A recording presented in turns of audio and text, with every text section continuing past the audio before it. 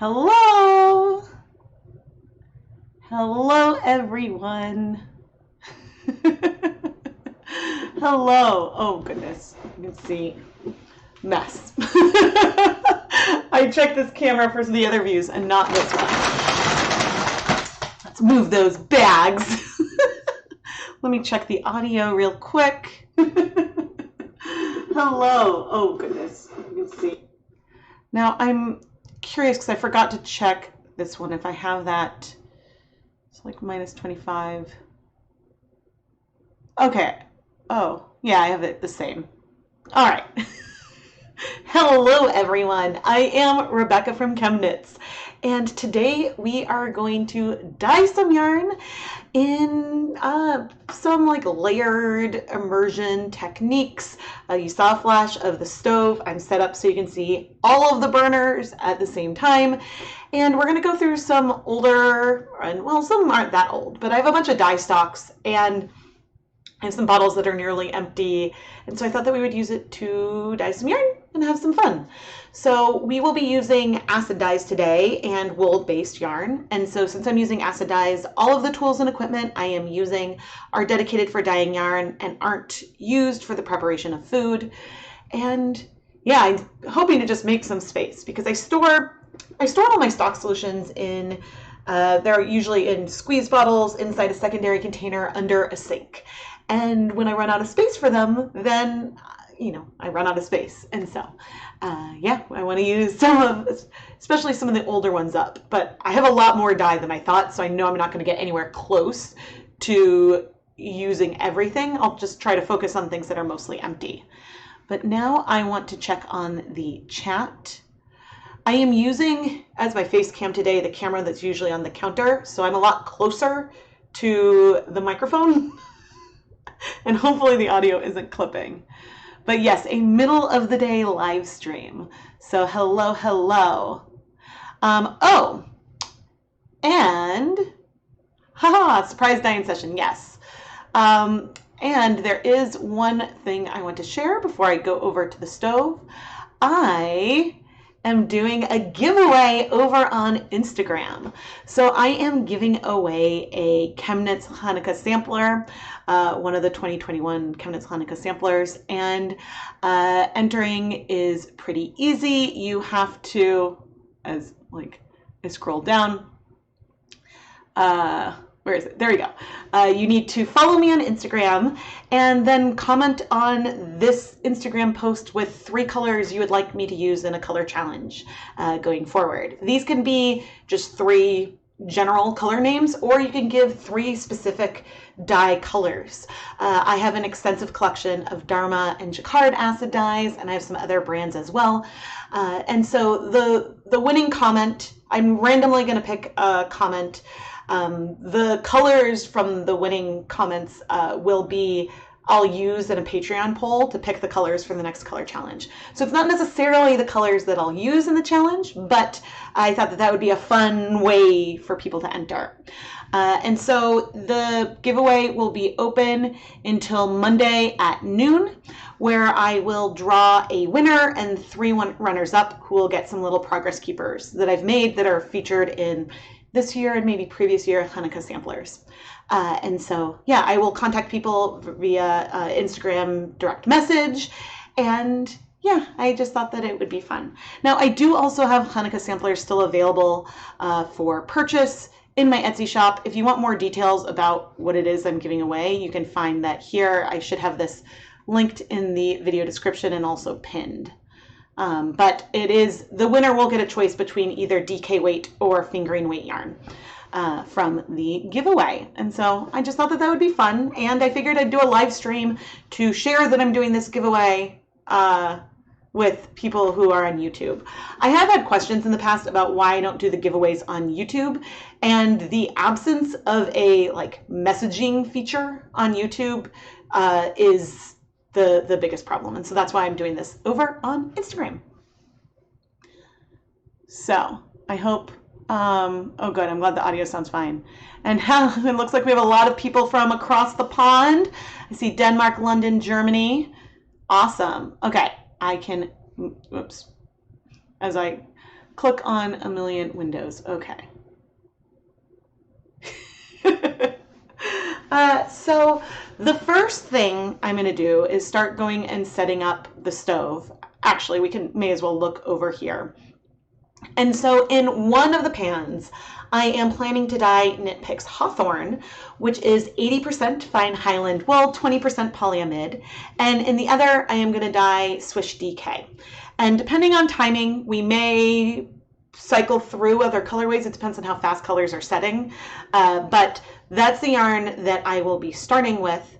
And I have roughly, like, not reasonably pulled colors into like warmer tones that maybe we'll do something that is more brown, and then cooler tones, which maybe we'll have like some brights, blues and teals and stuff.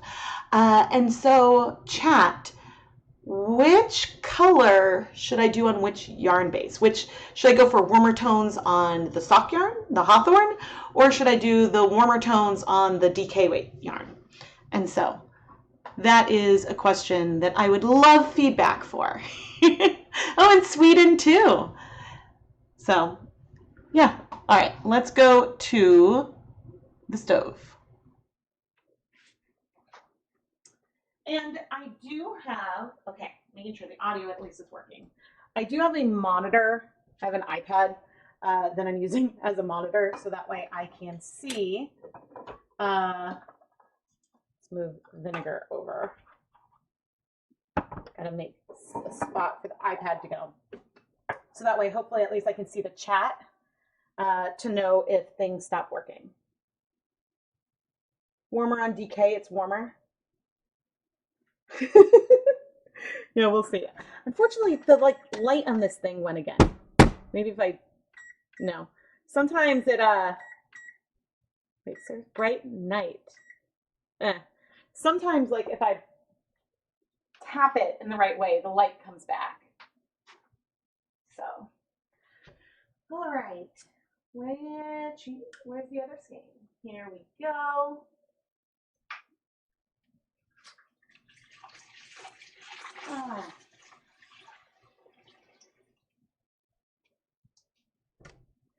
Okay, I pre-soaked the yarn for a couple of hours in just some plain tap water.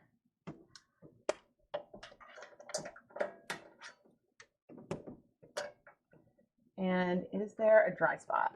But since like we're not going for even color coverage, I don't mind if it's not perfect. The audio is quiet by the stove. Let me see if I can fix that. Huh. It's up. It's just a different microphone. Let me come back and I'll turn on the audio here and listen.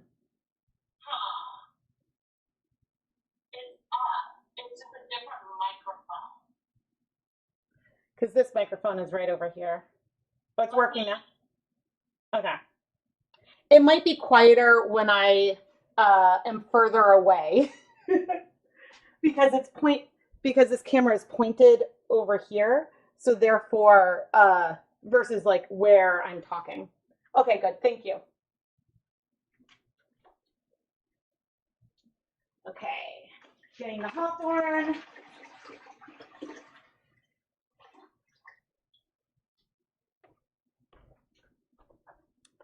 And so in each case, I'm going to dye 300 grams of yarn. I'm just sort of spreading it out. I have to decide how quickly I want colors to strike versus spread. This is always the question. Always the question. All right, I'm going to get some water for these pans. I have some acid.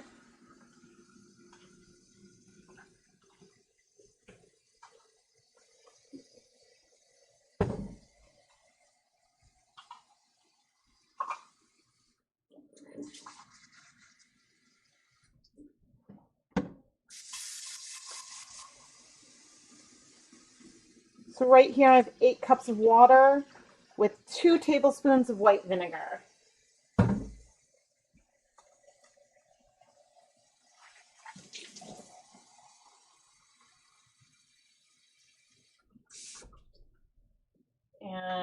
same for over here. I just noticed that Knit Picks increased the price of Swish DK, and I haven't had a chance to go through and see what other yarn bases they've shifted the price on. But I'm a little bummed because I feel like the last price increase was not that long ago. But all right, so here is our Hawthorn. And here is our Swish. Things are still cold, which is why I am dunking my hands in. But I'm now going to turn them on to start heating up. And then I can check more of the comments to see which... Is that one going on? Yes.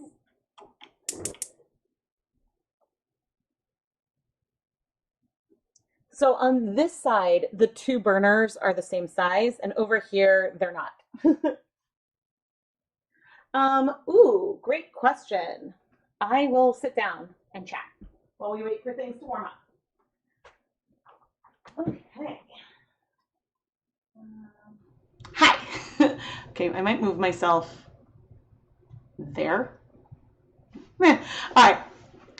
So Debbie asked, what happens if you add vinegar after the dye?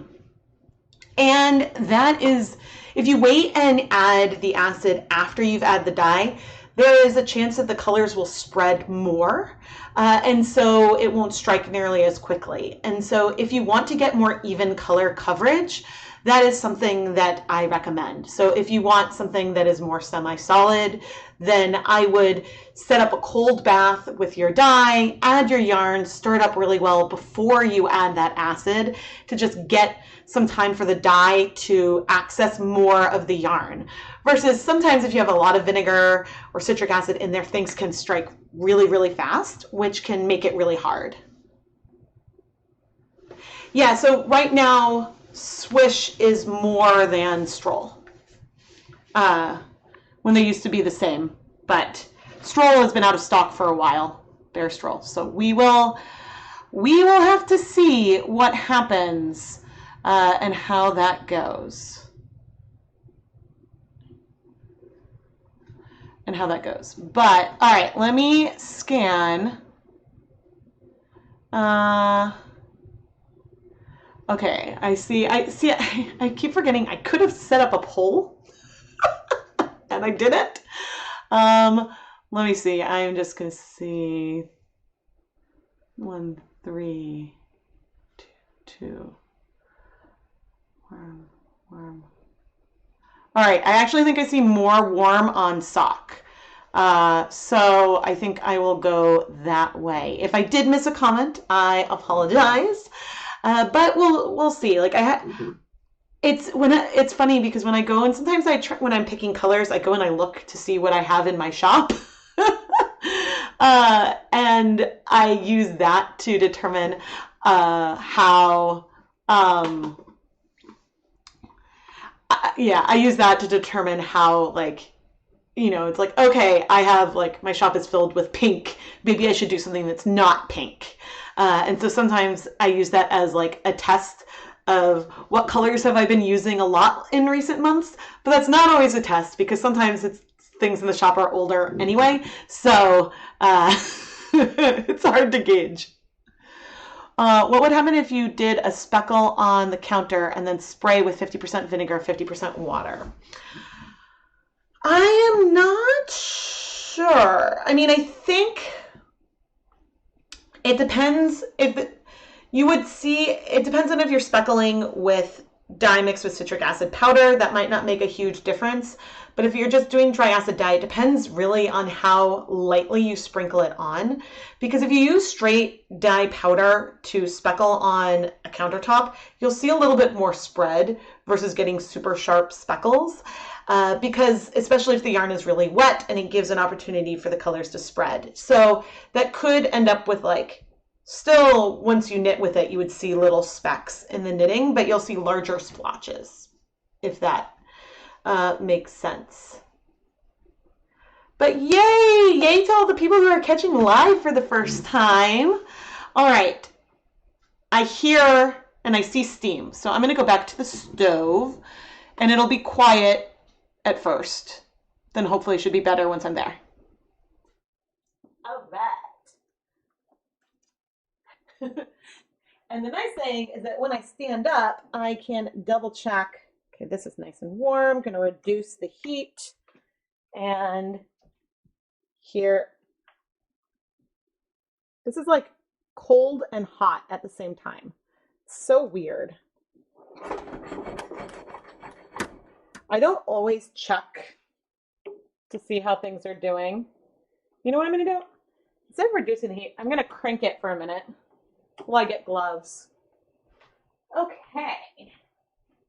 So I probably should see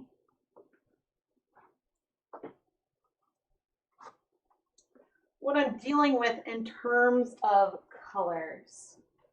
I have a lot more warm tones that are close to being needed to use up. And the oldest dye stock that I have from 2019. Uh-oh, did the camera freeze? The camera froze. I can fix that.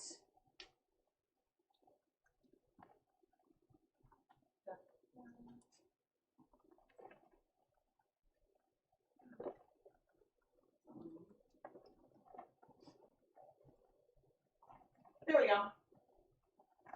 This is why I have a monitor, so I can tell when things are and are not working.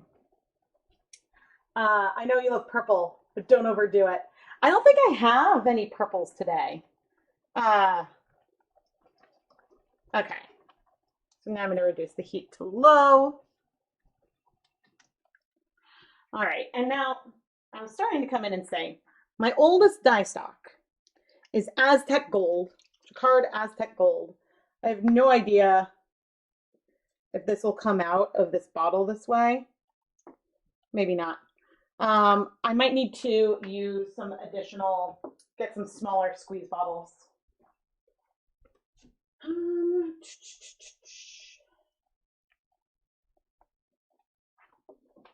Or honestly,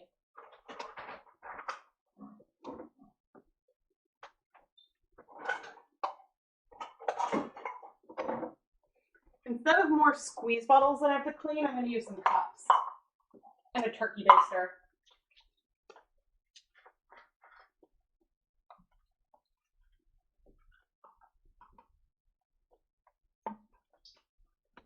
So we've got some Aztec Gold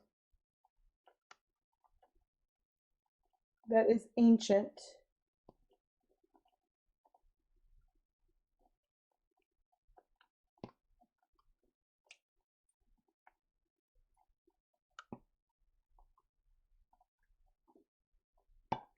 Sort of setting the stage of where we're going to be going with this. Let's see. I know I just said that there's no purple, but I do have some like remnants of deep purple.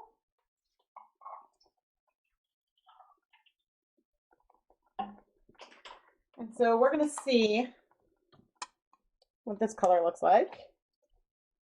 Things are going to get layered and covered, so I don't mind. And like this is already just all the purple that I have. Maybe there'll be some more that I rinse out. Like there's some dregs. I should soak this. Yeah, this needs to be soaked. I've got some dregs of some saffron spice. I'm leaving that to soak in the sink. Like there's really just so many. Now we've got some golden poppy. Oh wow, golden poppy is really, really similar to the Aztec Gold. Really, really similar. I do have something of a plan. It may not seem like it. Okay. But my goal is partially to use up a lot of these dye stocks. Okay. some peach blush. Things will start layering on top of each other a bit more. You know, I don't know what I'm feeling about this right now, but part of my plan is to go for something that is more brown. And brown is a color that I will not be consuming all the way. There's not a chance that I'm going to use it up all the way. But let's do a little bit of some flamingo pink. And then I'll start playing with the brown a bit more. And the goal is to be a little bit random and all over the place with these colors. This layer is sort of our undertone layer, I guess. And now, but I'm going to dilute it, taking a random amount of some pecan brown, which is a cool toned brown, but I want to layer this on top of everything. And so some of these colors will peek through, but my thought with this one is that we'll have brown with some of these other colors peeking through. And I diluted the brown to let myself apply it over a wider area on the yarn. And so the coverage isn't like perfectly even. And we'll see how far these different colors go at each stage. But yeah, sort of my random application here. Okay, I've got empties that do need to be rinsed out. You guys all go there. And these were the ones that I used over here. I do, as I mentioned, have, actually, I'm going to go ahead and make up a little more of the pecan brown just to have that ready.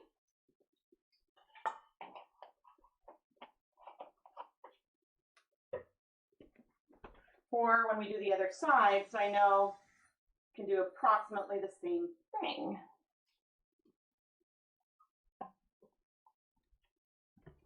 With the exception of the Aztec Gold, all the other colors are Dharma. Okay. Now for our other friend, my counter looks a bit ridiculous right now. But I've already emptied almost 4 bottles, so that is great. Okay, so on the other yarn, let me make sure I'm still seeing need some pinks or purples over there. Camera is fine. It looks like maybe it froze. I am going to test this by putting a bottle there and seeing if I see it. Oh, I do see it. Great. Okay, so checking chat. The camera is fine. What would you do if you had a black fleece and you want UV reactive colors? I think that it would be really, really hard. So this is some bright aqua. Okay, this squeeze bottle is working well. That was bright aqua. This is some radioactive. I'm just testing the colors that I have.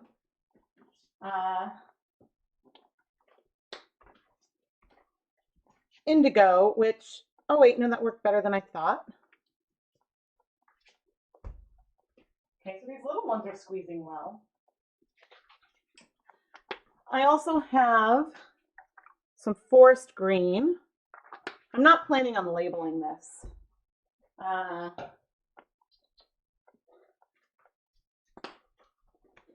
Some spearmint breeze. Ooh. And some frozen, which for my sake, I'm putting next to the bright aqua. So the frozen, all these squeeze bottles were working really well. The frozen is much more blue. There's a lot more green in that bright aqua. I also have some true black. The only one of these that I really want to try to use up, but I don't know if I'd be able to, is the radioactive. And I do have some fluorescent lemon that I could add in here or add in there. I'm actually really liking what we have going on over there. Indigo has become one of my favorite colors. I absolutely love it. Okay, so wait, I was starting to answer a question. What would you do if you had a black fleece and you want UV reactive colors? It is possible that when you try to dye it, you might see the UV reactive colors, but you also might not be able to see it. And so what I would do is do a little bit of a test with a fluorescent acid dye. I would take like a little pull of the fiber to test out because I don't think that it would be easy to tell what you can have.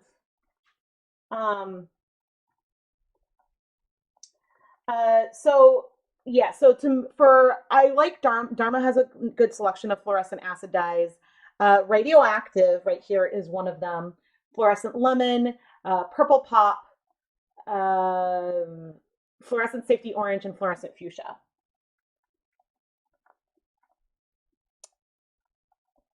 You're getting a tiger's eye feel from the warm tones? Yes, it feels very, very much like a tiger's eye, like the stone. That's really cool. So there's a question about the bases. The Hawthorne right here is 80% superwash fine Highland wool, 20% polyamide, and these cooler tones. This is what is it? 100% superwash merino. And so I think what I want to do over here, because all these squeeze bottles are working well, let's like layer on, we'll do some like hearts or maybe some spirals. Actually, maybe I'll do spirals more than hearts, just to really encourage me to randomize things a bit more, because I think it would be fun. And so unlike the other one where I ended up going with the turkey baster, this time the color patches are a bit smaller, but everything is still going to be layered on top of one another. And so we'll see where, oh, this one is a bit faster. We'll see where we end up. We'll see some spread, but I think that, yeah, we'll create something fun.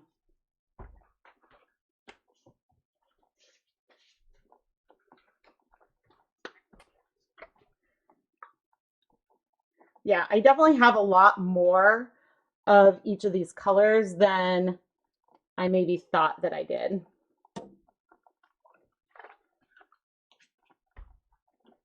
And you'll see when we move and flip that it looks a little bit like chaos right now, but I'm just trying to have it not be repeating.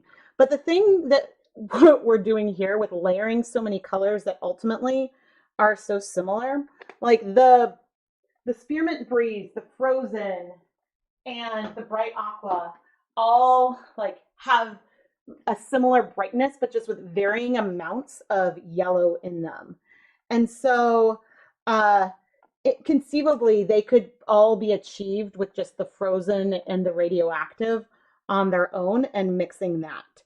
So it isn't really necessary to have them all, but it's fun. And okay, I really like I really like what this looks like right now. I'm gonna take some pictures. Hello. Yeah, the indigo is close to gunmetal. Gunmetal leans a little bit grayer. Indigo is definitely very, very blue. So, camera, my phone.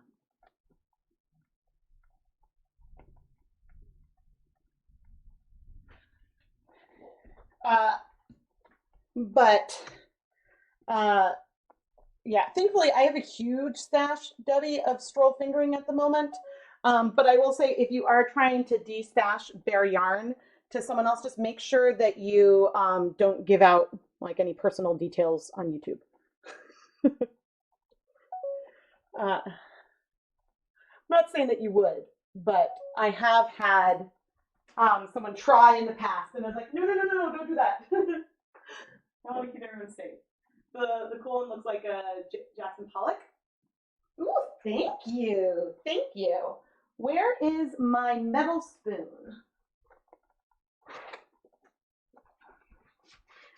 Yeah, so sometimes, ooh, this is all set really, really well. See, there is a little bit of color left over here, but that's okay because we're going to add more color when we flip it. And that's just all part of the fun. You know, it's like there are rules where like you want colors to set before you flip so they don't spread. But the thing about establishing rules is then you can break them, which is even more fun. So I actually like, it's too bad I don't have more of the purple because I kind of really like the purple underneath the poking out underneath the brown. And yeah, so we have some yellow and ooh, we got good color penetration. Oh, wow. Wow, this is great. And so the thing with this kind of technique is that as we layer colors, they will blend more and more and more as we add more colors, but I wasn't moving them through. And so seeing this amount of spread is really, really nice. I'm like really happy, especially because, and of course now I don't know which color is which. I think that this is the Aztec gold though.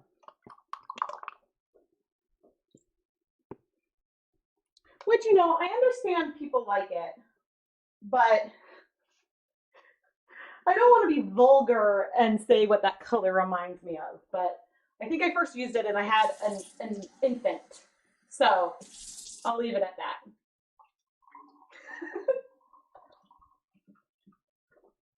Okay, and there's not much in the dregs of that bottle, so I'm going to leave that. But what I do have, and I had soaking in the sink, is another color.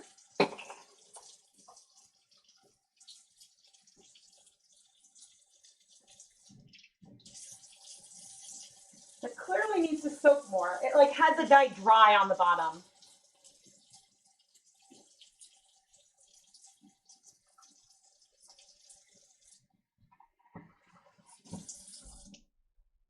Okay.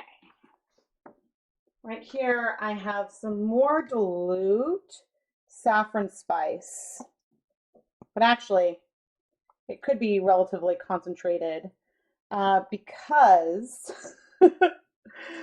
because it looks like this was really old and it had some like dregs on the bottom of a jar, and that's sort of what it seems like it's doing.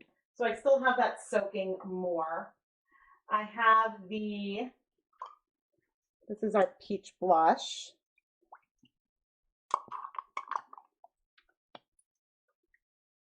Just sort of dumping it. Peach blush, this is, I don't know what color you were. One of the ones I mentioned near the beginning. There wasn't much there.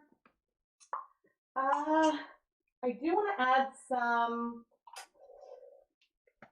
let's see if I can get anything out of the purple. I don't know if it will be enough for us to really see.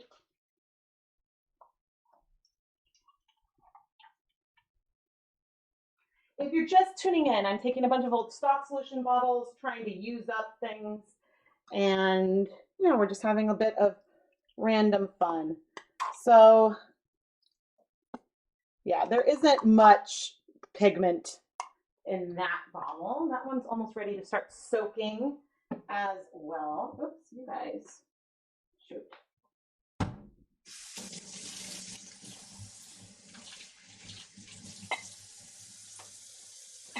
Here.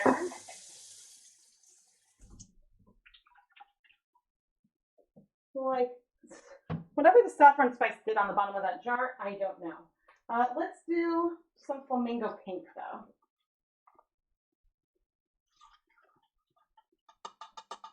And I don't think I'm going to use it all up this time. Flamingo pink is a pre-mixed pastel. So when I add it on, and if I'm going to use 100 milliliters, that really isn't that much color. Actually, I'm going to save that last little bit. I still have some like yellows and some tangellos, so if there's spots that need more color, we can do that. But now I'm coming in with our brown. That is the color we are adding like heavier on top on this one, which, you know, is giving us like a tiger's eye kind of feel. And I am really, really enjoying just randomly going for it. And I think I've used up at least like 5 different stock solutions. So I am pretty happy with that. And we still have some more brown and more of that pink should we need them. And we have more bottles that we can rinse out as well. But let's rinse off the tongs and we'll flip the next one.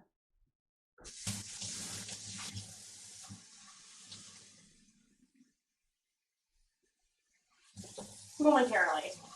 I'm adding more water to these bottles. Sometimes it's hard to get a jar completely cleaned. Yes, I think Aztec, I love this. I think Aztec Gold is a fantastic color for mixing because it is, ooh, this is so pretty. But you can see because we were adding less volume, like the colors didn't penetrate nearly as far, which means that we will probably need to flip this a lot more when it is time. But so as I am flipping, I am moving the yarn a bit because I want to expose yarn that doesn't have very much color on it yet. And so kind of tuck like this area on the side, the areas that have more color underneath a bit more. Now the edges, because of the way that sometimes you start and stop, the edges may end up with more color than some other areas. But maybe therefore I'll try to start these spirals more in the middle versus starting on the edge. I don't know if that makes any sense. I also am wearing a white shirt and I'm playing with squeeze bottles. So yeah, we'll see how that goes. But actually, I may end up finally using up this radioactive. I love this color, but a little bit goes a long way. And this is, yeah, a year old. But some of these colors, like the bright aqua is like barely a month old. But I was trying to make some stocks and I was like, I don't have any containers. Like, how can I do this if I don't have any containers on hand? So, yeah, so the 6 colors that I'm using, I've used indigo, radioactive, bright aqua. I'm using frozen, forest green, and spearmint breeze on this one.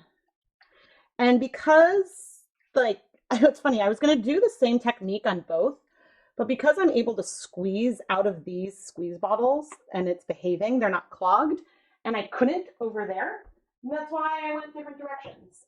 And this is the fun of filming Leave No Dye Behind.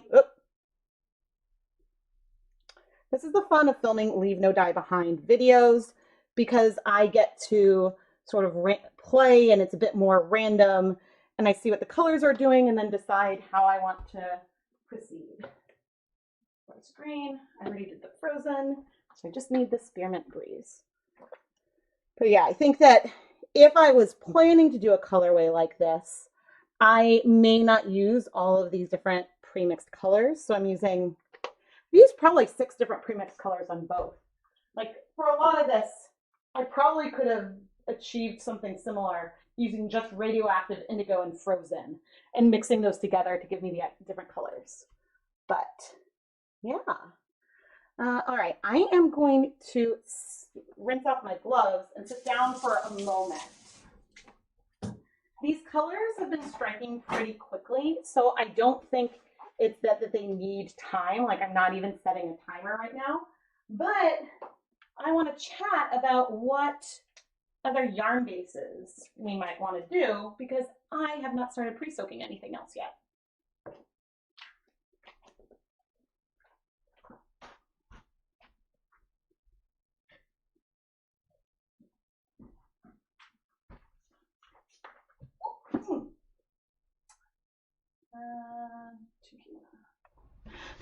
And I will admit, I did go check to see if I had squirted any color onto my shirt.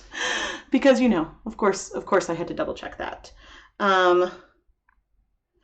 But let's see. Yeah, so I have a lot at my disposal that I could pull. And yeah, I couldn't really make up my mind for what I wanted to do. Because I think that if I do other pans, I'm not going to do these colors identically. Because, well, a lot of the colors over in this pan I've used up. And I have plenty of the colors over in that pan. But I think if I was going to do another pan, I would mix it up. I also have some black, maybe some other oranges, maybe a red. I have some yellows. So there's other directions that we can go. And I have a lot more of the brown as well.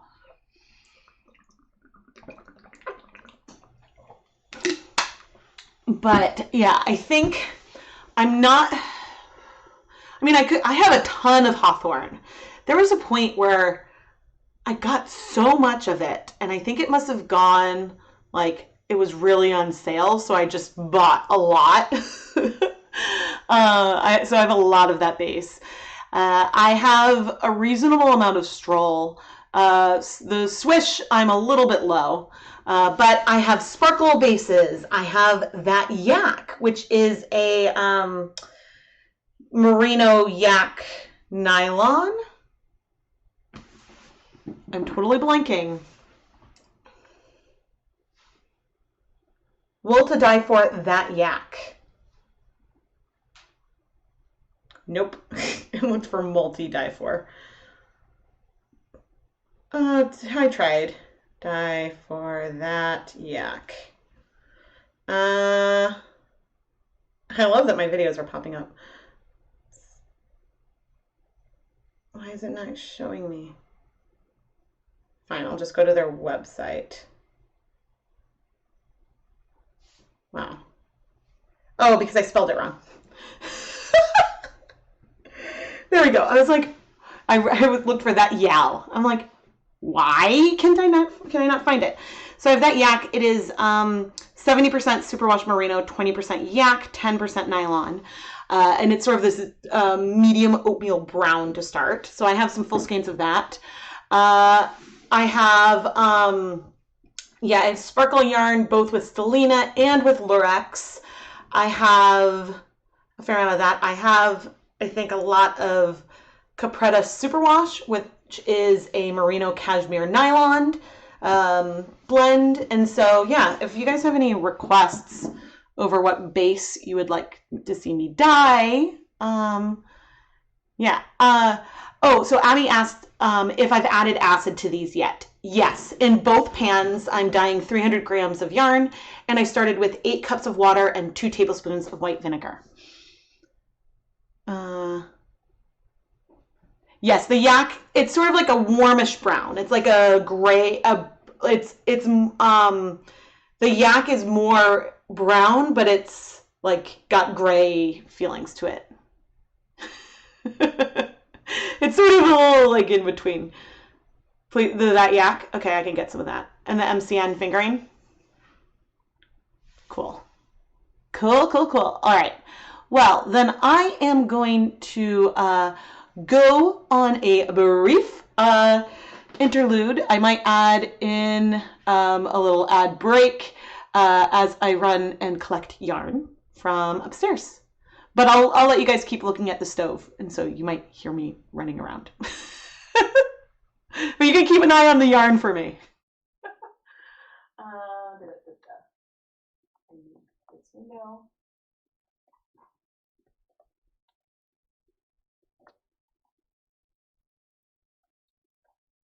And not everyone ever always sees ads, so okay. Let's go on a yarn hunt. Do-do-do-do.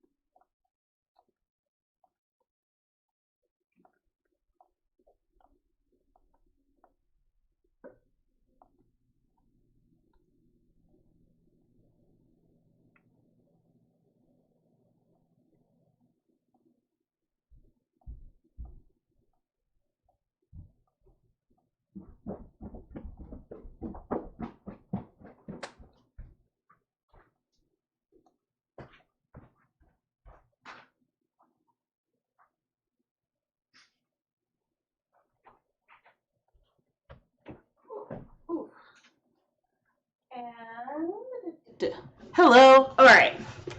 So here is the That Yak fingering. Bubbles.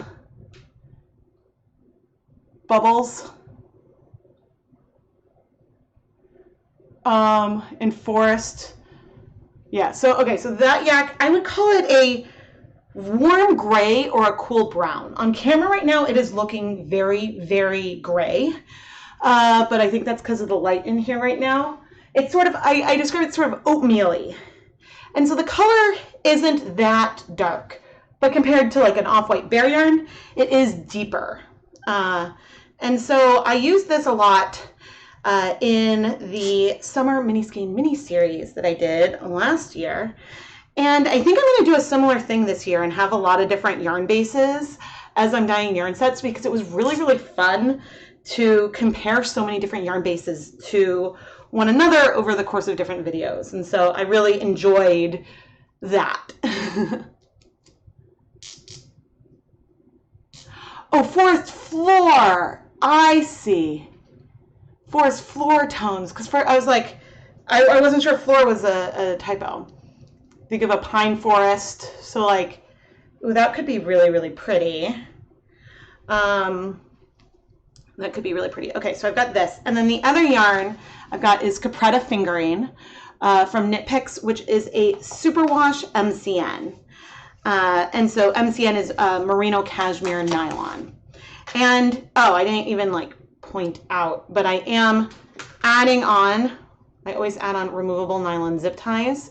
I find that in addition to being a really great way to pick up the yarn and flip without tangling it, well, actually, yeah, it helps me prevent tangling the yarn because I can pick it up from the zip ties versus picking it up from the middle. And not that I'm really doing a demonstration, but when I have a skein like this, I look for where one of the ties are and I sort of pull on that a tiny bit to open up the skein so I can insert the zip tie. And you can see that these have seen a lot of life.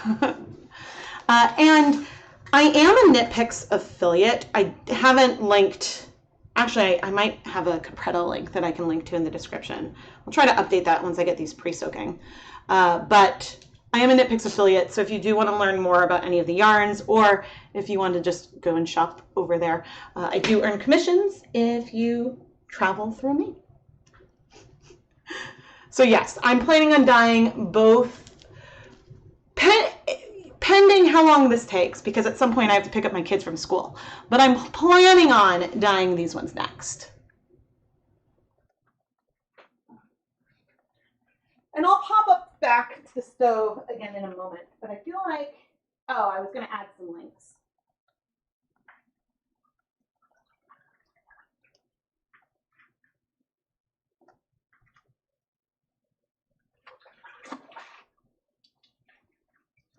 I am pre-soaking the yarn in my 5-gallon bucket.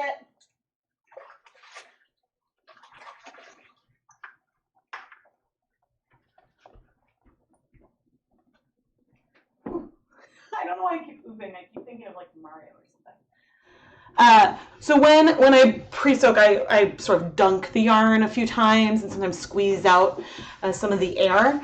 But doing like random layering type techniques like this, if there are some drier patches that take up less color, that's fine. I'm not going for something that's even at all. So yeah, but we should have plenty of time for that. Anyway, remind me when I sit down and I'll try to update some of the links in the video description. But given that we're almost done and then I want, oops, I want to set the colors, let's go back to the stove.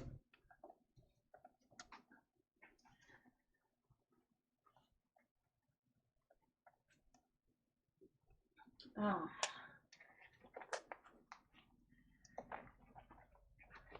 My hand is damp, and so that makes it harder to put the glove on. So I am seeing some yellows left. Those colors are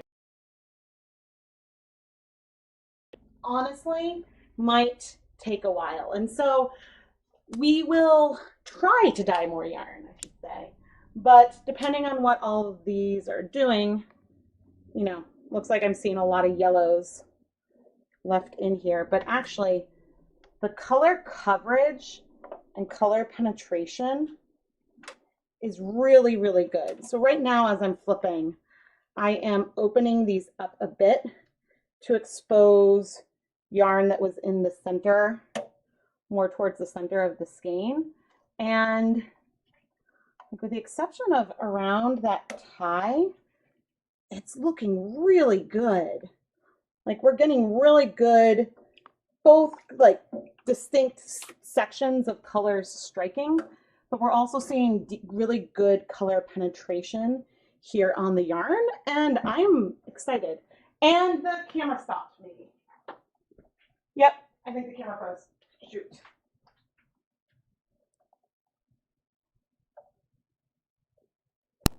Forgot to double check my episode. I just flipped. I just flipped. I don't know if it's the steam or what, but the camera is on now. And so, like I'm gonna pour this saffron spice into a cup, but I want to see if I can show. Oh, it's almost gone. There's like a ring on the bottom of the bottle of just dried dye for some reason.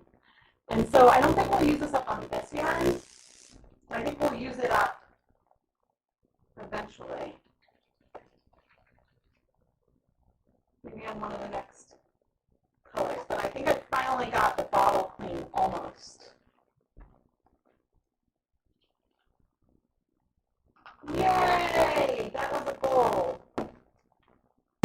All right, so before I add more colors in small batches, I'm coming in with some larger batches. Like right here, I have some remnants, not a lot of color, of some peach blush. Oh, the audio went fuzzy. Let me check.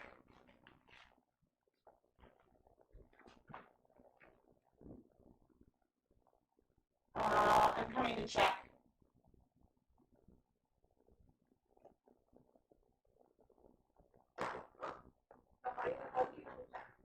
Ooh, it sure did. Okay.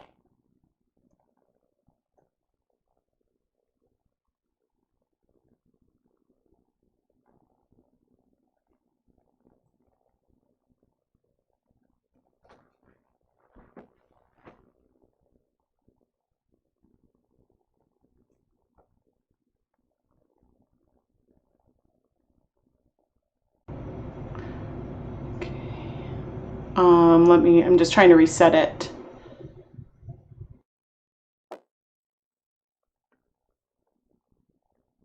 Test. As long as I keep testing that time.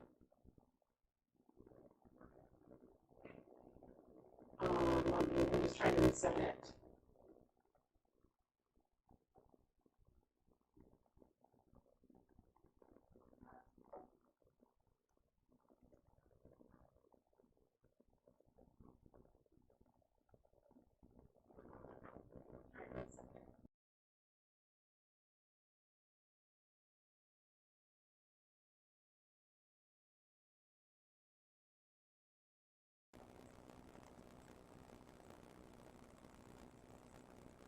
Okay, testing, new version. Testing. If it's still squeaky, I will flop to the other camera.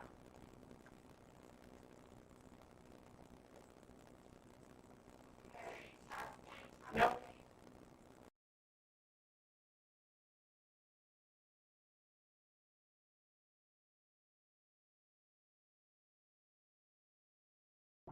Apologies, everyone. This one should be working. This is the microphone over by my computer, and I'm not sure how well you'll be able to hear me when I go to the stove. But I'll leave this one on and we'll see. Oh, I need to play so that way I can. Apologies, everyone. This one should be working. Okay, so we'll see how this goes. I will do a test after I see myself move. Yeah, so it got when I was testing it, I'm like now waiting until I come back over. When I was testing it, I switched to the other audio for a moment just to see if it was like the channel, but I think something about the steam in this camera. Okay, I can check now. I'm like now waiting until I come back over. When I was testing it, okay, so it is working. It's just the microphone's pointed in the wrong direction. Oy vey. All right, let's get back to using up some of these leftovers. I'm just rinsing out the bottles. Again, this is not a lot of color at all. This was just the last bit of what was in the flamingo pink and the golden poppy. So far, I am very happy because I have 6 bottles in my sink. And so that is a win. Okay, now I'm not going to use all of this saffron spice on this colorway, but I am coming and doing just some bits of it on some areas where I feel like we might need a little bit more color. This one was more dilute, and this might be the rest of the flamingo pink. I'm going to use a little bit more of the saffron spice. This is more concentrated. And so the more water we add, there we go. The more water we add, the more the colors can spread and the less acid that we have. So that sort of all goes hand in hand. But now I have some more of our brown. And I don't think, I might mix up some more, a little bit more. We're good? Okay, great. I wish I had, so if I was going to design a studio for live streaming, I would make sure that there's a huge monitor on the wall so that way I can see, so I can watch it and see. And I would have some more, a setup that is a little bit easier. But since it's in my kitchen, I have to like set up and break it down. That complicates things frequently. Okay, so see this time when I'm adding the brown, it is absolutely spreading a bit more. So I'm trying to be a little careful. But I think that the color will still be really fun. Okay, I have a little bit of brown and orange left, but we're going to do other colorways, and we'll have to decide what colors we use. I will flip this again, and having a little bit of color left isn't a bad thing, especially if I end up wanting more color. You love that brown? Thank you. Thank you. It's sort of like sometimes I'll just look at these colors that I have dye stocks of and then decide. And so now, all right, this pair of gloves is fairly damp between like putting them on with my hands damp and things like that. So I let them dry off and then I reuse them. So I have another pair. And before we look here, oh, I wanted to add more acid.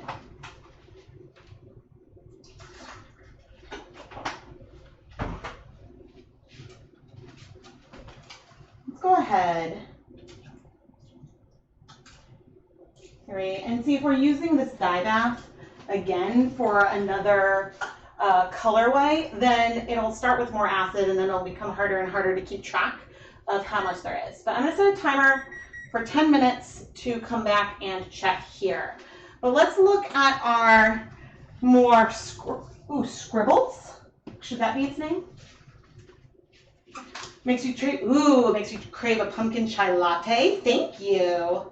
It is very, like, it's rich and spicy for sure. There's a lot of dimension in it. Okay. So this conceivably could need like a fourth flip. You'll see that we don't necessarily have a lot of white left. We have pastel areas over here, but not necessarily white. So I am trying, once again, to expose areas that have like less coverage. Yeah, less coverage. That's the word I want. But you can see, like, as I pick it up, that there's a bit of a randomness to it as well. Like, there's some spots towards the interior that have more and less. And so I think that on this one, I will likely do at least one more flip. But it really is, oh, where's the tie? There's the tie. It really is sort of all based on your preferences as well. Okay. Because this bottle is the, I was going to say the squeakiest. That's kind of what I meant. This bottle is the one that is the most drippy. And it will drip a little bit around that edge. And so that's why I've been starting with it, because I can pay attention to that. These bottles are from Dharma. That's where these bottles are from. And I'm going for like curls versus lines because I think that it's adding something fun. And part of the goal today is to create beautiful yarn, but also to use up some of these dye stocks that I have at my disposal. So sort of a win-win-win is what we're going for today.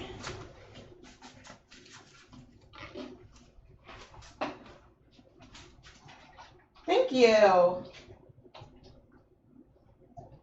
And so this is like, doing this kind of technique, you end up, the speckles are different because they're not like super sharp. But on yarn, when you like knit with something like this, you would see like little specks of color. But because for all that there's some areas where I do go up, most of this is going, my goal is to spend most time going across the yarn versus up and down. And that is so we get small changes of color in here. And this is our forest green. It's always nice to have something that gives some like contrast, even when we're really working in one color family for that. Okay. My hands are nice and sweaty. Thank you. Looks like a ribbon design diagram for enzymes. Yeah, it does. Oh, it does. Okay, let's dry off my gloves. And we're going to give them a little bit of time. And of course, now like another pair of gloves. My hands just get sweaty. They get sweaty as I do this. Thank you. Thank you.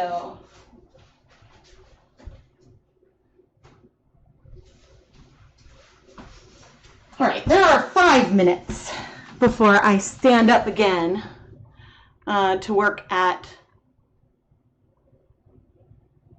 finishing off the those guys. It's possible, so the camera by the stove, it's affectionately named Tennis Ball. Maybe it needs to retire. It's possible that it just needs to retire, but it definitely, like, because of prolonged exposure to like steamy conditions, sometimes acts up. So thank you everyone who stuck with me through the audio issues. ChemKnits channels, Jackson Pollock. Thank you. Thank you so much. So while I am sitting here, I do want to point out again, I mentioned this at the beginning, but I am doing an Instagram giveaway of one of the 2021 ChemKnits Hanukkah samplers. And so the way that you enter this giveaway is you have to follow me on Instagram, and really that is so that way I can message the winner to get address information. That is very important. So follow me on Instagram. I'm just at ChemKnits. And then comment on this photo with 3 colors you would like to see me use in a color challenge moving forward. You can list specific dye, like shade colors, or just more general colors like red, blue, and yellow. So you can be as specific or as general as you want. And then on Monday at noon, I will pick one winner to get a free Hanukkah sampler, and the winner gets to pick if they want a fingering weight or a DK weight sampler. And then there will also be 3 runners-up who will get some progress keepers that I've made for this or previous years of Hanukkah. And so, yeah, there's some other like terms and conditions. This is unfortunately not an international giveaway. It's only open to the United States, and you have to be 18 years or older to enter. There's more details like on the post. And so my plan is to include the winners' color suggestions in the Patreon poll for when I start planning the next color challenge. And if you remember the last one, I think the winners were peach, turquoise, and purple. And so I had 2 videos where I tried to use these colors to create many different types of colorways. And so I'm excited to do that again. And so, yeah, I mean, the winning color, the winning comments will be picked at random for the giveaway. And so that's why I might not necessarily do those exact colors in the color challenge, but I thought it was a fun way both to see what kind of color combinations people really want to see, but also, yeah, just a fun way to make sure people read. But I do also still have some Hanukkah samplers available. They are ready to ship in my Etsy shop. And so I have both the Instagram, like the giveaway post, and the Hanukkah sampler listings down in the video description. Oh, and I wanted to update the comments. The links while I'm over here.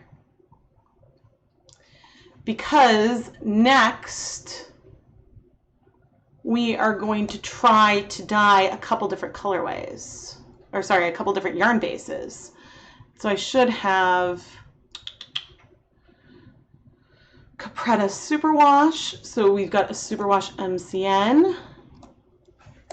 And so all my Knit Picks links are affiliate links, but I am not a Wool to Dye For affiliate. Do I not have? Of course not. Okay, I need to get a link for that yak. That yak, Wool to Dye For. There we go.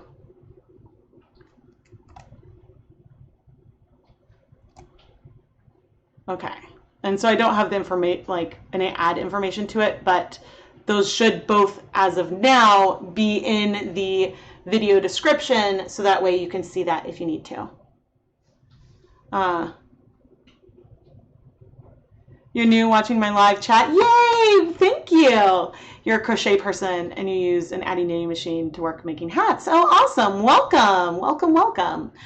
So I am working on using up a lot of leftover dye that I have.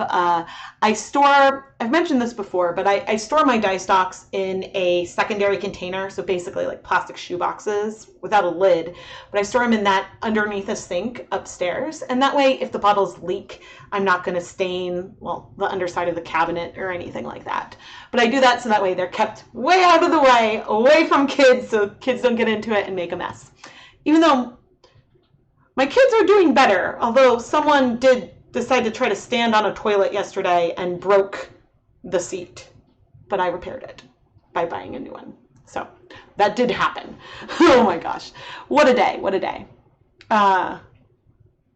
You have a confession. You peeked at the first sampler package. See, I think even if you peek, you don't necessarily know the techniques that I use for each of the videos. So I think that there's still going to be surprises. But yeah, Hanukkah is a lot of fun because each day of Hanukkah I have a new yarn dyeing video, and then So each night there'll be a new yarn dyeing video, and then the mini skeins go along with that, and so it's just a lot of fun. But what I want to do now is just hot. So sometimes these tend to cool off pretty quickly. This is really pretty. I'm checking to see if I'm happy with the coverage, and I think I am, which means that I'm going to let them heat for 20 minutes. I'm going to let it heat for 20 more minutes to set the color, but I think there's some of that yellow that isn't dissolving, but it could. I don't think I'm going to worry about all the color binding. If I leave some color behind, then we'll just reset with new water. I am going to reduce the heat to low. You'd love to see a dyeing triangle with fluorescent colors. That would be really fun as well to see how they mix. Unfortunately, there isn't. Oh, I wanted 20 minutes. Unfortunately, there isn't a fluorescent blue. So there is a brand that has a fluorescent blue dye, but I don't think it is really that fluorescent.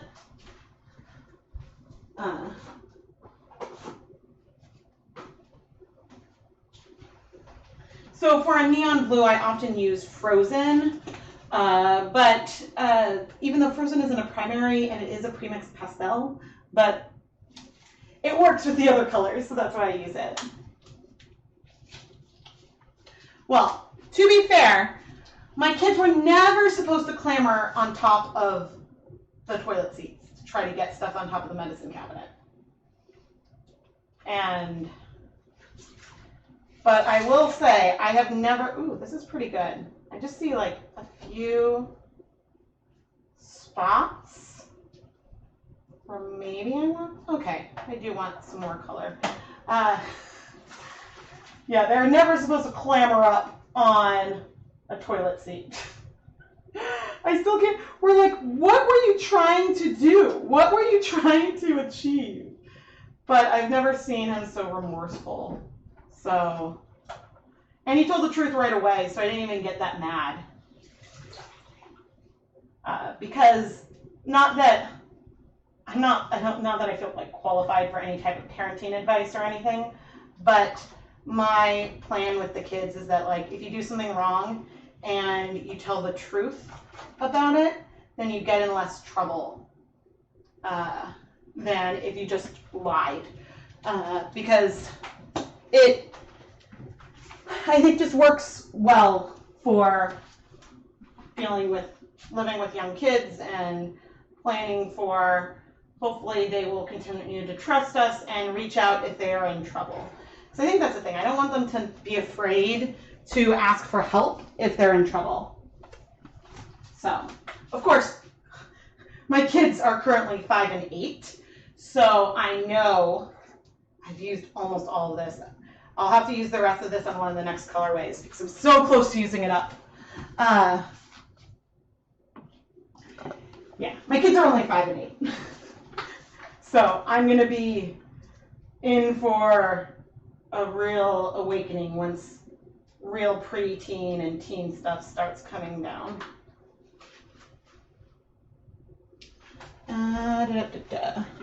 This one I'm not necessarily using all of the colors because there isn't that much space where I feel like it needs it, but we'll give this like a couple of minutes and then check back in and potentially flip again.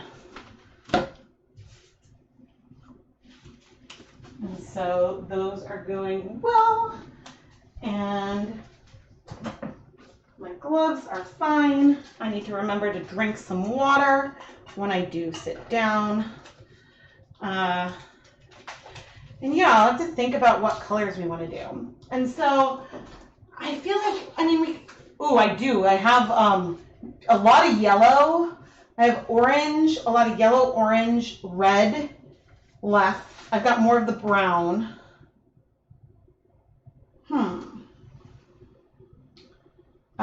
Let's see. there's some yellows that I wouldn't be sad to use up. So maybe we do another colorway that go brighter, like brighter warm tones.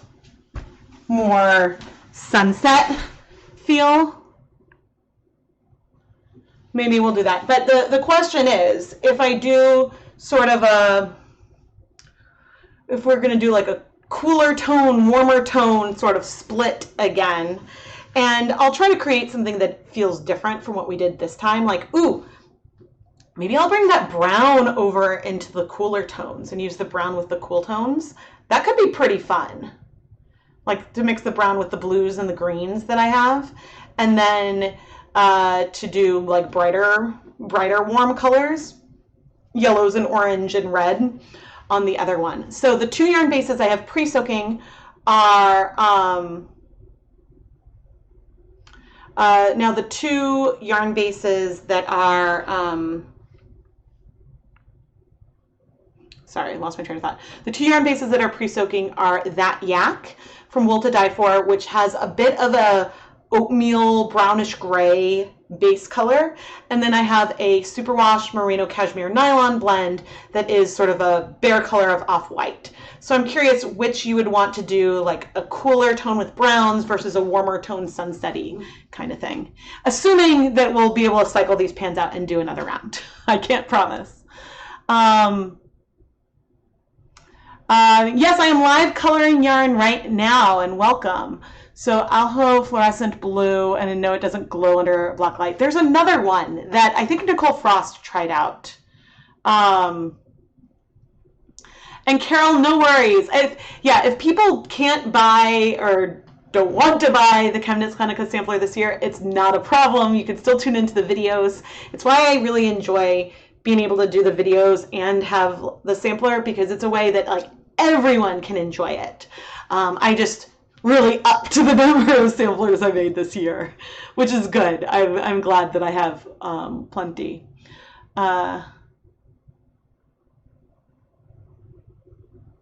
Your 9-year-old jumped from the top bunk onto a pile of pillows. Ooh. Ooh. Yeah, so, I mean, we talked with the kids about, you know, how, like, lying makes things harder, and so and how we worry about things because we want them to be safe, because, like, you know, when I was like, Lucas, you could have been really hurt if you had, like, slammed your head on the counter falling, and so that's why, like, we don't climb on top of toilets. You just don't. The brown I have is pecan brown, so it's a cooler toned brown already.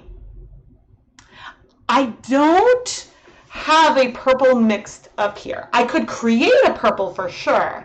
And so we could always pick to bring one of the blues over to like mix up a little bit of a purple. But from the pre-mixed stocks that I have, I don't have, surprisingly, there's no purples on the board. We certainly can make it. Browns and greens definitely go well together.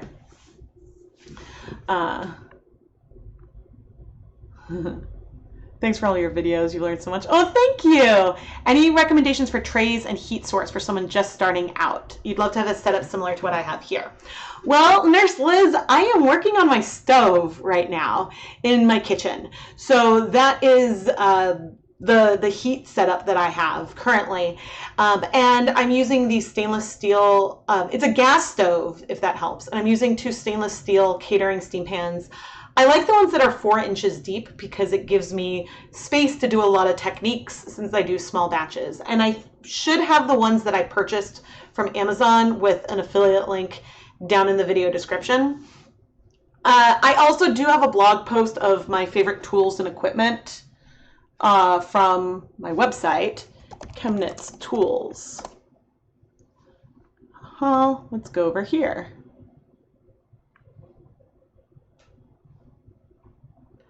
And get it so that way you can see. So it's a bit of an older post, but I will pop this in to the chat. And so yeah, like the multi-pot that I use for a lot of my videos that I absolutely love, I don't think exists anymore. But it was like an inexpensive one from Bed Bath & Beyond. But I think I use these steam pans. I don't know if my mouse shows up. Yes, it does. Okay, I use these steam pans a lot more these days. And then I have links to like masks and then some of my other favorite tools and things that I use. So I don't update the like written blog very much anymore. But yeah, so that is a resource. And I believe I have that linked, that post also linked in the description of a lot of videos. But it's hard to say. Oh, no worries. No worries. I'm glad that like these types of questions when I'm live are absolutely perfect because sometimes I forget what I have shared and what I haven't shared yet in videos recently because I feel like there's times when like I get something new and I'm really excited and I talk about it and then I take that for granted after that. A lot of indie dyers that do bigger batches have like proofing cabinets that like bakers would use for bread. And so they can use those to dye yarn in the trays. And then you can put multiple trays into these cabinets to then set a lot of yarn at once. And I believe that dyers who use those prefer shorter pans, but also they can get away with less liquid in the pans because it's not directly on top of a flame. And so, yeah, I don't know much about the process of doing that. I know that some other people who have, again, more space will actually use the catering like troughs that you might see at a buffet or something where you have that water bath and then you have these steam pans sitting in that water bath to heat it up. And so that also does take longer to heat it up than it would do on a stove. And they might not get that hot because like you're usually not cooking there, you're usually just warming. But that's also something I haven't tried yet. And if I am ever able to move out of my kitchen, then yeah, I might invest in some things like that. So you got a multi-pot like that from Goodwill earlier this year. Oh yes, multi-pots like the one I'm talking about absolutely exist. It's just the exact brand that I purchased that I had recommended is no longer seems to exist. So that's all I mean. You absolutely can still find multi-pots. Those definitely exist. It's just, yeah, the exact like, and it wasn't even an affiliate link or anything, but the link to the exact one that I used because I tried to share that because, you know, sometimes people want to play with similar tools to what I have. So the one thing I recommend is if you're going to be dyeing yarn in your kitchen specifically, to make sure that like your tongs, your spoons, they all look substantially different from the ones that you might use in your kitchen. That way it makes it easier to keep things very separate and so you don't mix anything up. And so that's why, I mean, this pair of tongs is about to die, unfortunately. But that's why I use these bright blue tongs. I have bright blue spoons and I might have some red ones, but it's different from the sets that I have in my kitchen. Oh, it's my pleasure. I'm glad I can help. But yeah, Goodwill, Savers, secondhand shops are a good place to look for equipment as well. I think I got some like glass measuring cups, some Pyrex cups that way, and some of the other spoons that I use, I definitely got secondhand. And if I wasn't making videos, I probably would have picked up more things secondhand. But since I'm making videos, I wanted to start with like a fresh pot. So, yep, glad I can help. And I cannot read the timer from here. Oh, man. You almost never cook, so it's going to give your family way too much hope when all these cooking supplies start rolling in. Oh, man. I cook sometimes. Usually very, like, simple things, just because for me, I do enjoy cooking, but I don't enjoy doing dishes. So there's that. But the other aspect is a lot of times it'll be like 5 o'clock and I haven't figured out what we're going to do for dinner yet. And so I try to think things that are like fast. So like tonight we'll probably have turkey tacos, with some ground turkey because, yeah. But yeah, what else have I been working on? I don't think I have too many spoilers I can share because a lot is like Hanukkah based, and so I don't want to like give any spoilers for any of that. Oh, I'm supposed to drink water. I am supposed to take something to drink. Um, whoa. I didn't see it. Uh,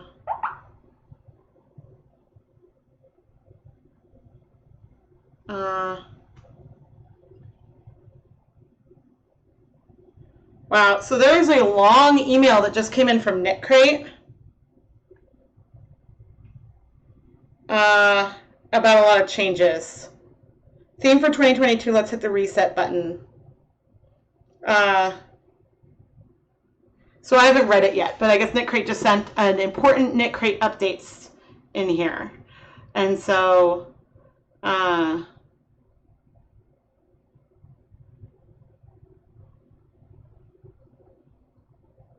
cool. So they're, I'm just checking quickly.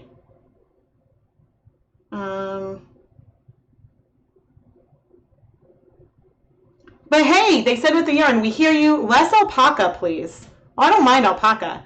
And more variety in colorways and dye techniques. Check and check.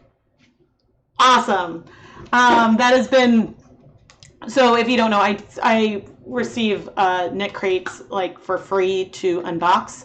And one of my big complaints is like everything is solid. Everything is solid every time. And so they've had a lot of interesting yarn bases, but they did say that coming into 2022, they're going to mix things up again, which means that it'll be a lot more exciting to unbox them. So I'm excited. You know, cook, you bake? Yeah, I like to bake. Oh, I need to make sure my sourdough didn't die. I haven't had time recently, and so I haven't fed it in a bit. But yeah, I was like, ooh, a knit crate like update.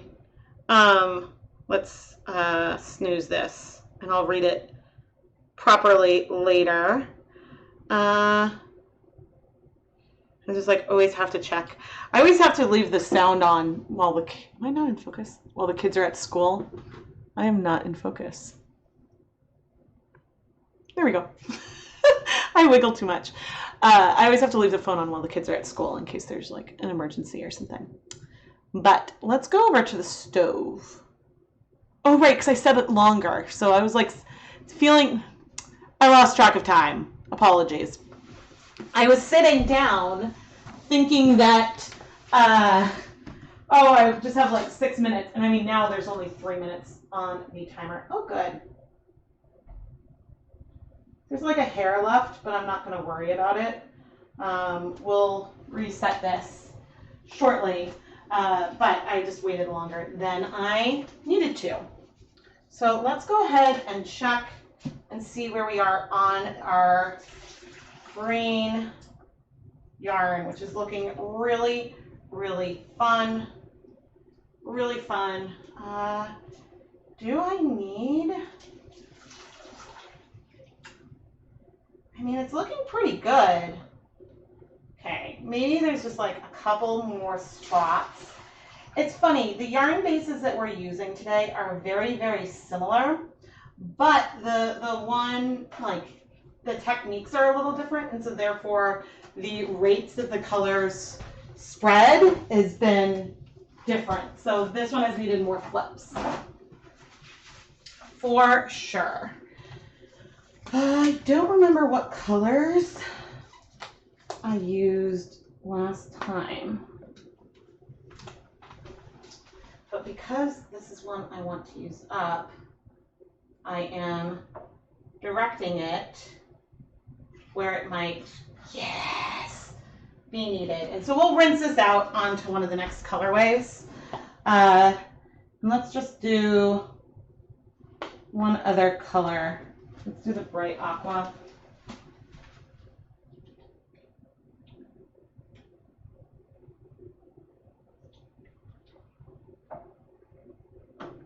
Cool. And Yay! Part of the goal is to use up some of these stocks, and clearly, like, I only put on one glove. I guess I was really excited. Oh, goodness. Okay. I am going to go ahead while we're at it and add a bit more acid in here. I think I want to add more water once I give these colors a little bit of a chance to set, but I don't think it's going to need that much time. Okay, the greens might. I haven't checked in a while. The radioactive might.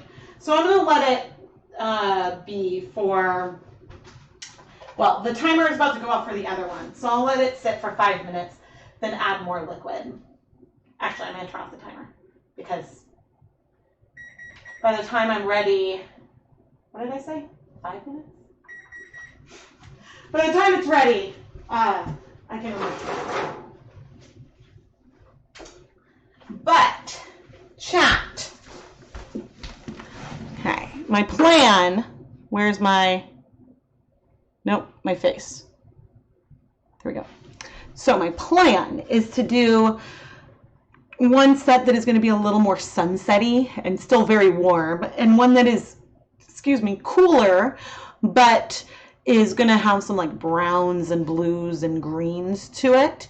And the two yarn bases, so let me know which one you want the warmer tones on. Do you want it on that yak, which is sort of a gray brown color to start with, or do you want that warmer sunsetty colorway on Capretta, which is a superwash MCN?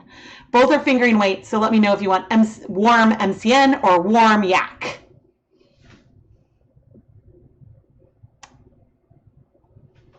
And I am going to come and remove this yarn.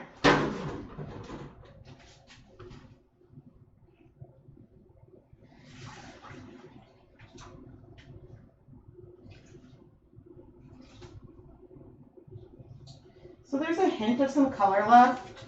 I'm not going to stress about it, and I think that I might still use this same pan for our next colorway. There's, again, a hint of yellow there, but that can start off our next base.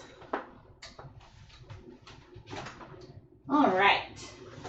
You can go over here, cool, and while you guys let me know which colors, I am going to take a paper towel and wipe down the edges a bit,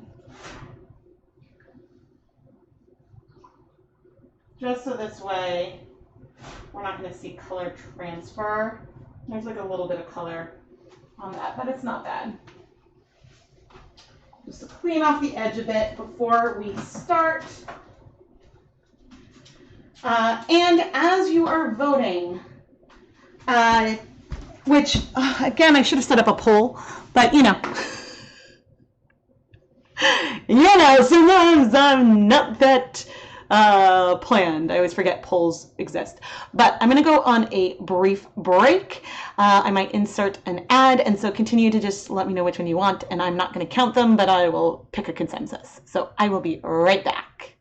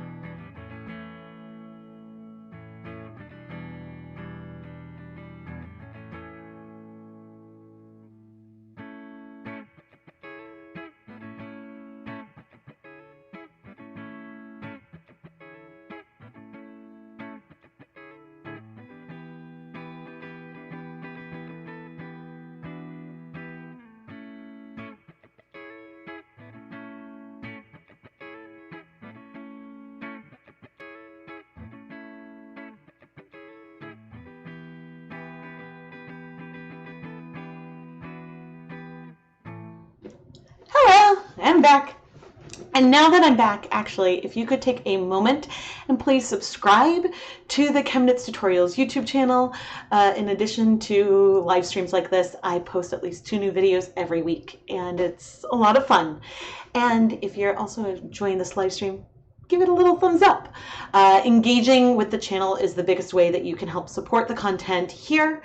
And I do have an alarm going off, so we'll go back to the stove. Oops.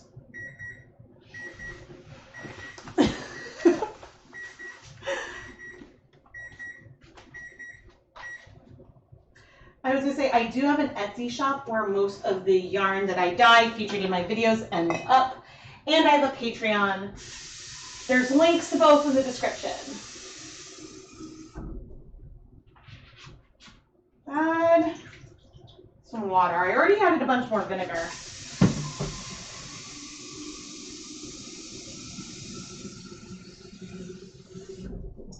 And I'm going to check out what the chat thought in a moment. But adding more water just gives, whoops. I don't know what's going on.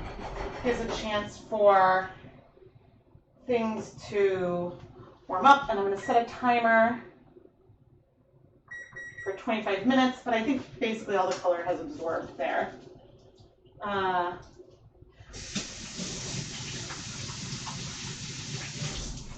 All right, here is this, here is that. Okay, let me see. Ooh, I can't stop myself from doing it. I can't stop it. Let's see, I see yak, MCN, yak, MCN, yak, yak, yak, yak. Okay, so I think we're gonna go warm on the yak. I'm trying to think if I've done cool tones on yak.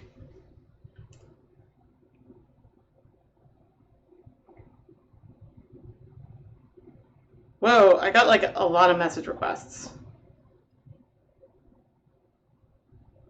Wait, there's an account.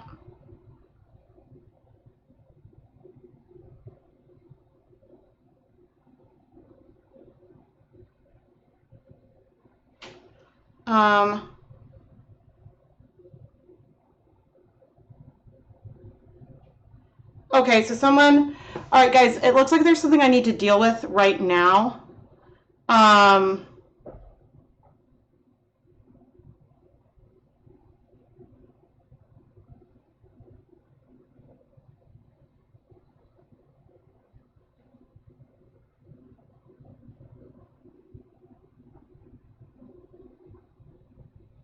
Okay, I will be right back.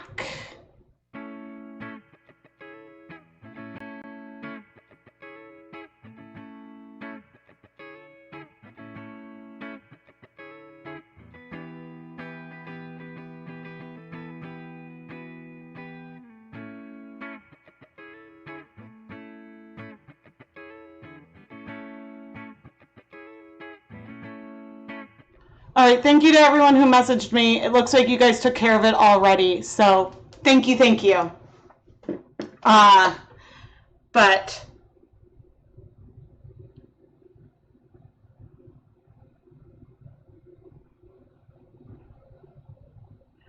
to be gone already.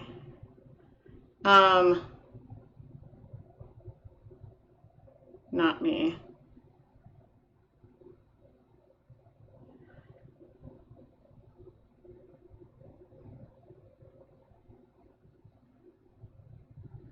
Someone was trying to impersonate me.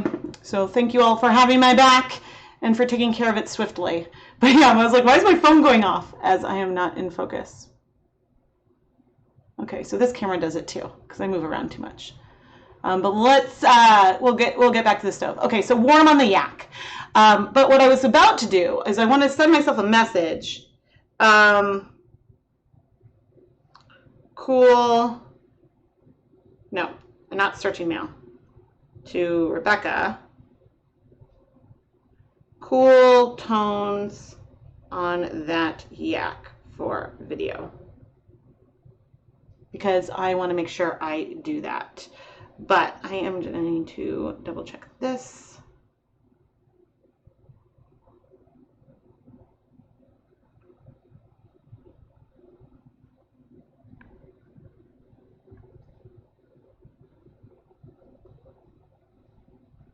Cool.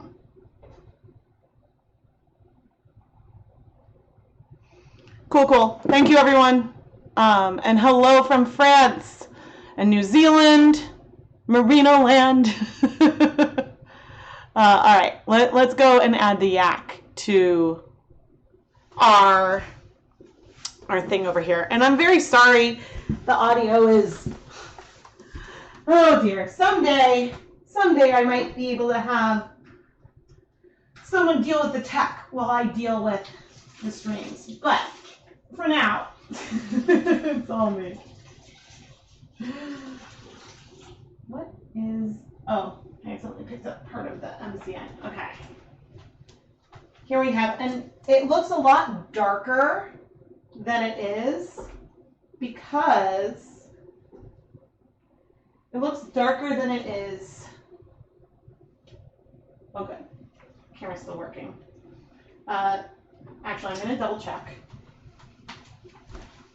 Yes. Making sure my camera didn't freeze because of the steam. Okay, so this looks darker than it is because it's wet. Earlier in the live stream, I showed you all what this yarn base looks like dry.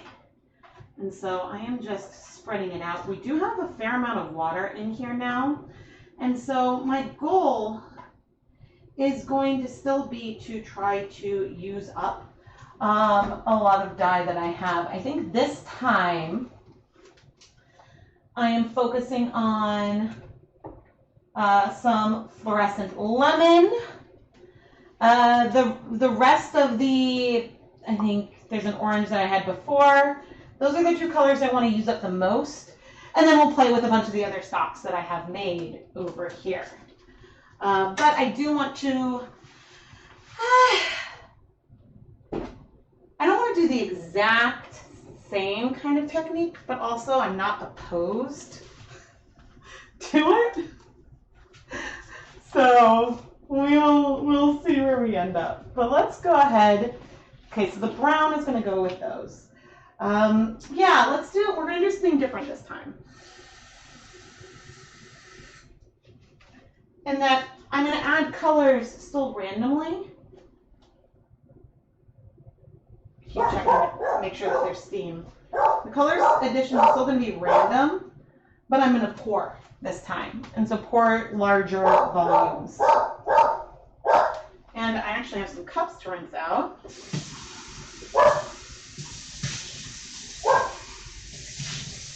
And we actually have we have an interesting setup here now because we have both a lot more acid. Sorry about the dog. I think a mail truck is going by. We both have a lot more acid in this pan.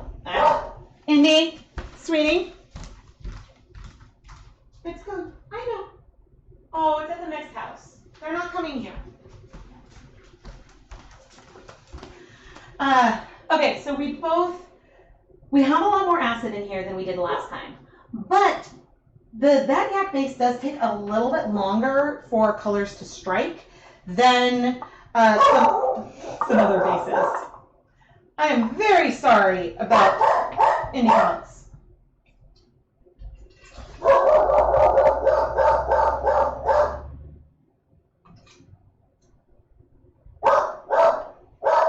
Okay, so I have like this much fluorescent lemon, but I'm going to add water.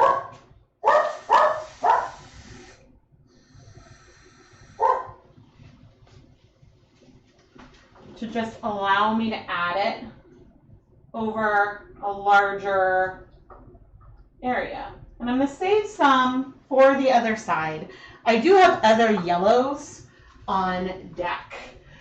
So I might run out of this neon one, although actually I have the bottle that I'm rinsing out. I might run out of this particular one, but I'm not going to run out of yellows because I have a lot of yellow on hand. I need someplace to soak this. That one isn't stained yet. Let's just use a cup. I'm going to start soaking all my lids. When you reuse a pan with the water, it looks like you don't need to add a new quantity of vinegar. Is that correct? Yes, Jennifer. When you are using acid, if there's still acid in the water, the dyes get exhausted, so you run out of dye, but you don't run out of acid. But when you might need to add more acid will be as you have more and more water volume in here, then it'll become less acidic.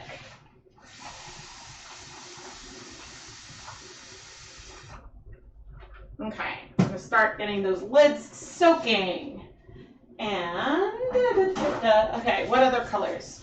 So that actually is not that much color on there. Let's go ahead, because I also want to use it up. The thing is, like, once I go in for some red, that's gonna, like, really take over. Like, really, really take over.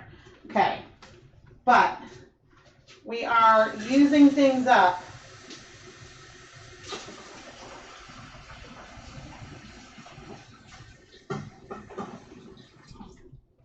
Okay, we have some neon yellow in here.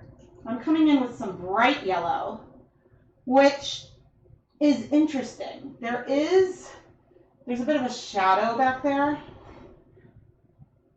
The neon yellow feels almost greener than the bright yellow. I'm sure I've compared those two before. Okay, so I have, the other colors I have are Tangelo, Cherry Bomb, Brilliant Yellow, which I didn't write down which brand. One is bright, one is brilliant. I don't remember which brand it is. But so I have a lot more yellow. I have a lot of Cherry Bomb, Blazing Orange, and Tangelo. Let's start. Tangelo is a bit of a pinky orange. It's reddish. It is very pigmented. We may end up losing a lot of the yellow.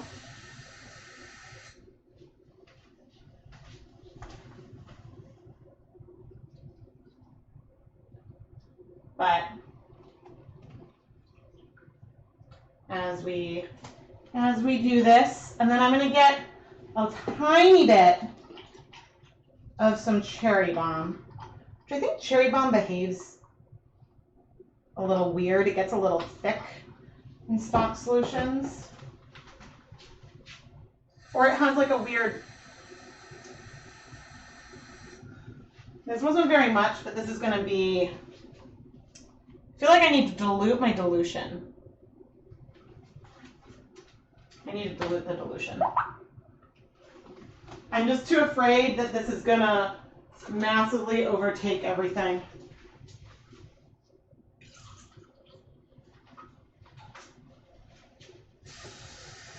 Okay.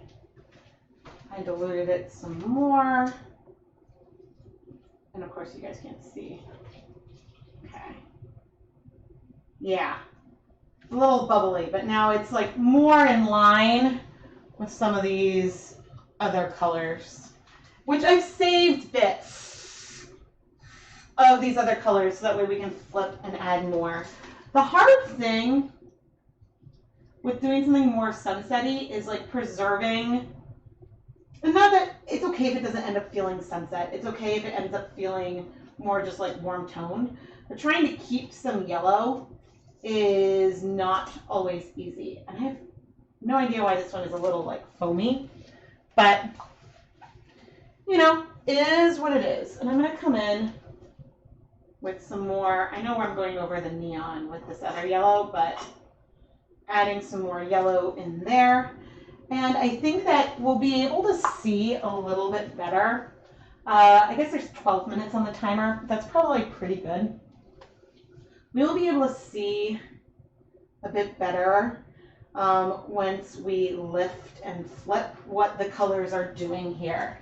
And who knows, we may end up just building up the colors a lot more, and we could end up with something that's a lot more red. Right now it is very like soft and warm, so we'll see if we like pump up that volume. You guys can help me decide there as well, because I mentioned Like I have a lot,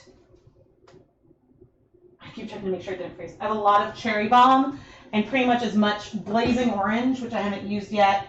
Not as much Tangelo, but still a lot of Tangelo, probably 200 milliliters. No, probably 150 milliliters, and a lot of brilliant yellow. So I have a lot of these warmer hues. And so far, I've pretty much used up the colors that I really want to use up. And so for that, I am really happy. But we have about 10 minutes left on this timer.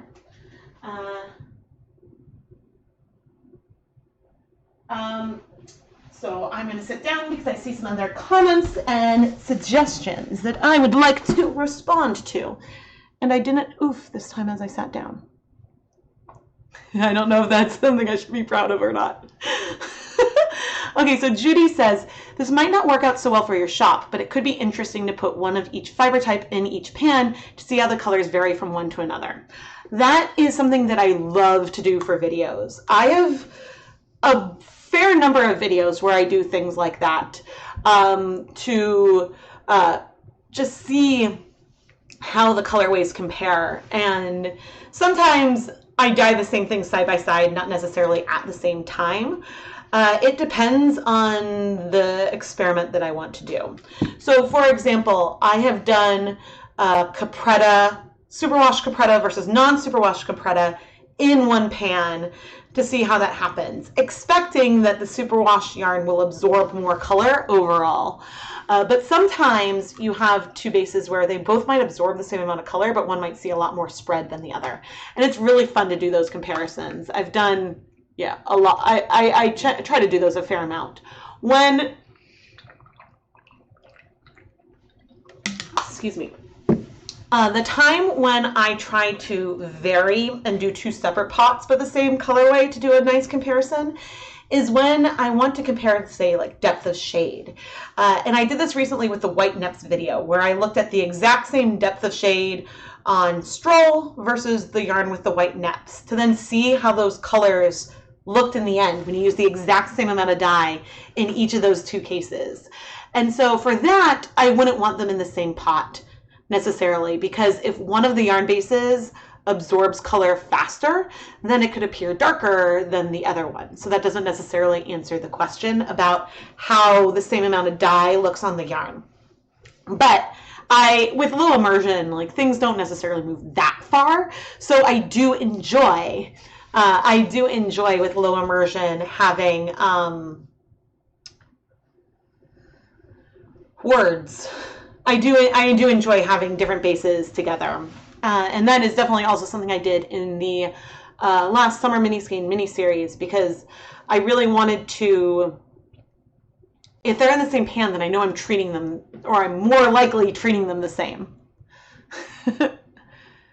So that is fun. And if there's questions that I miss, feel free to ask them again. Sometimes I try to scan back through the chat and see things that I missed, but yeah. And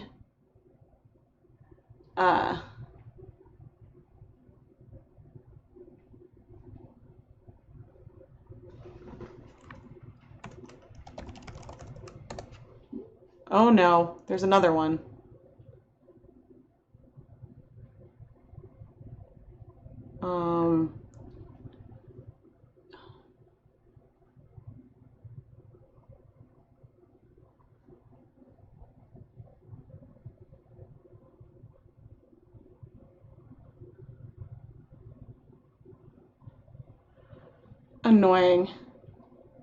Annoying. So technically I have two Instagram accounts.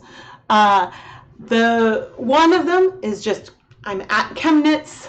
So if you're looking on Instagram, this one is, whoop, that's my link tree. This is me. Any other variations on ChemKnits aren't me, with one exception. This is me. Oh, funny. I believe this one is me as well that I just parked. But don't necessarily follow it. I don't remember for sure. But I think it's me. Uh, oh.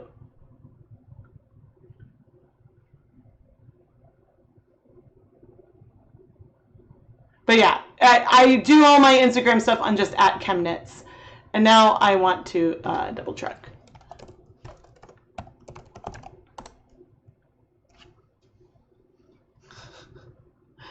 As I say something and then I'm like, oh wait, no.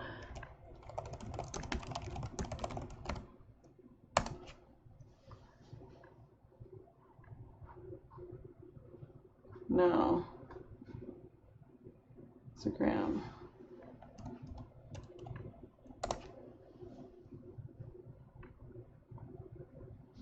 Yeah, that is. Oh, wait.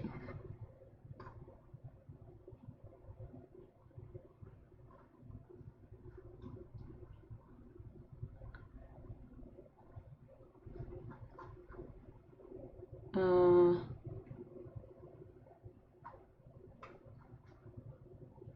yes, that other one that I showed, that is me. I just, parked the username, I think. Looks like it's me. Clearly, I have done nothing with that. So, oh, it's so fun to see like color suggestions. But all right, I am. So the mini-series was educational. You could go back and watch. Ooh, and she had a great question. Would adding yellow at the end, that blinked weird, would adding yellow at the end help it show up? Potentially, but if there's too much red all over or orange all over anyway, I don't know what that blinking is and if that's a sign that this camera is about to die. Yeah, if there's too much red present on there or really too much blue, then it will be hard to get the yellow to see. So in some respects, yes, you could try that, but like it doesn't take very much red to turn a yellow orange or very much blue to turn a yellow green. That happens pretty quickly. You have to go eat lunch. But oh, thanks for joining. Thanks for joining. Okay, I am going to take a brief break, and I will be back in a moment. I'm just going to leave you guys on the stove over there, and so I will be back to chat shortly.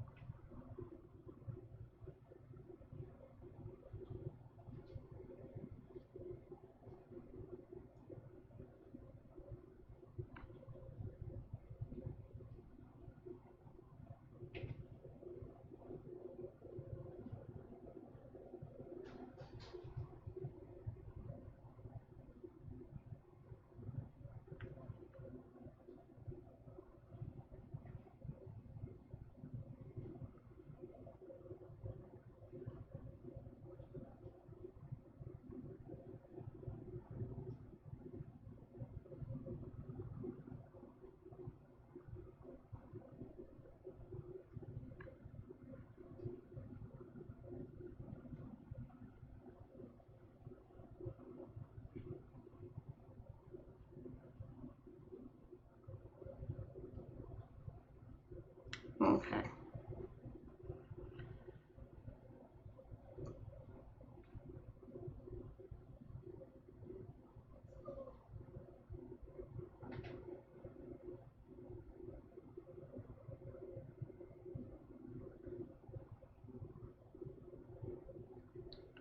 Uh,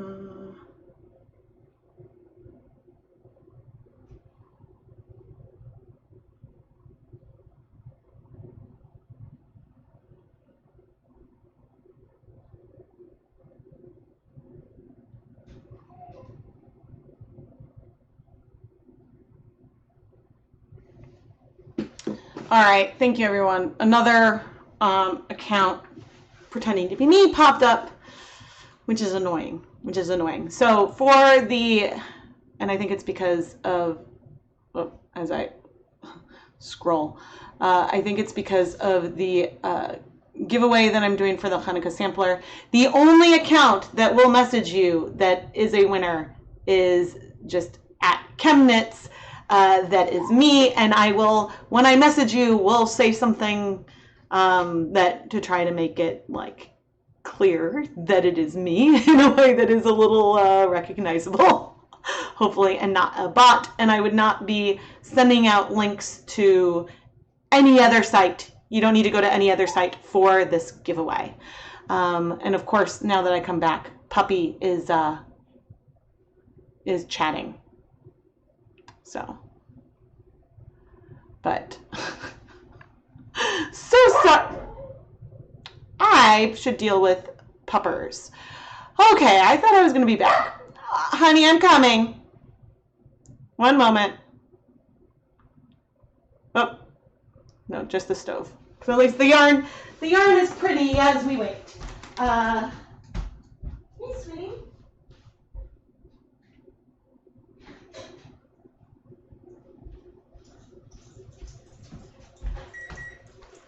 Do you want to go outside?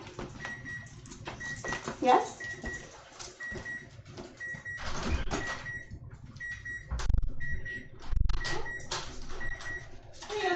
Oh. And he goes off around the course, chasing a squirrel or a rabbit or something. Okay, so I think that is the end for this yarn, which was a Swish DK, sort of layered. It ended up being very, very green. The greens overtook some of those blue tones. Fair amount, which I'm pretty surprised at, actually. I don't think I would necessarily would have expected that, but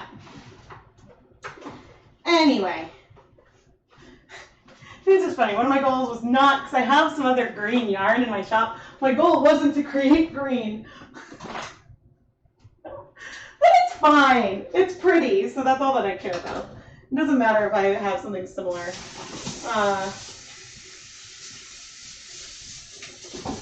In the shop. All right. You were part of the spam Instagram account. Thank you. Thank you.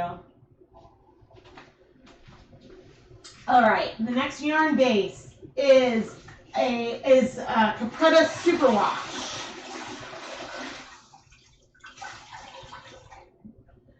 Which is a superwash merino cashmere nylon blend.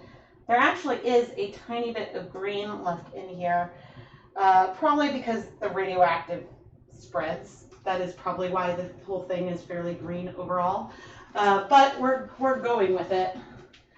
I did use a fair amount of radioactive, and this time, because this is bare yarn, you can see that we have like, actually I'm not sure how obvious this is, but we do have some green showing up on here. And so I think this is a yarn base where we have more acid in here already, but the colors will strike a little bit slower than it would on other bases. And we have a fair amount of water in here as well. So I think for this one, I am tempted to use the turkey baster to apply the color, which is sort of the same technique as we did with the first warm tone, but we're going to be using different colors. So let's, I always come and check my little monitor for steam. But the first thing I'm going to do is go into my radioactive bottle and rinse it out.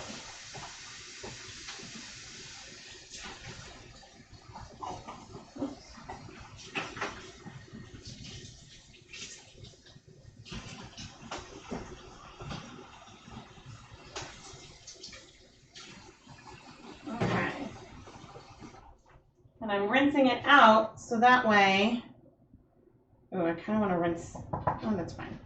Rinsing it out so that way I can use this last bit, which is not very much. And actually, I might go ahead and just pour.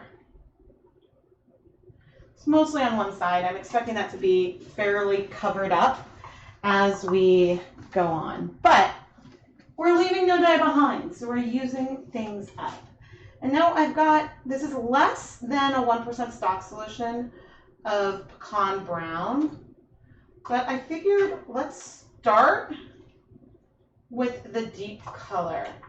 And unlike the last one, I am going to be softer with the brown and let some of these other colors really shine. Who do I want? Okay, well, the forest green is a color that I can try to use, although that stock is pretty new.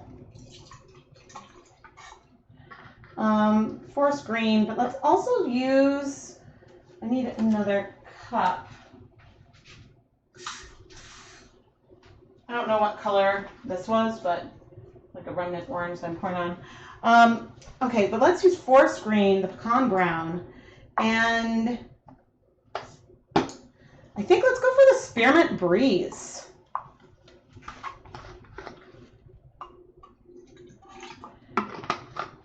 And I am going to, I think with the forest green, we might decide to add a blue in there as well. We'll see how this goes, because the two blues, the three blues I have are bright aqua, frozen, and indigo.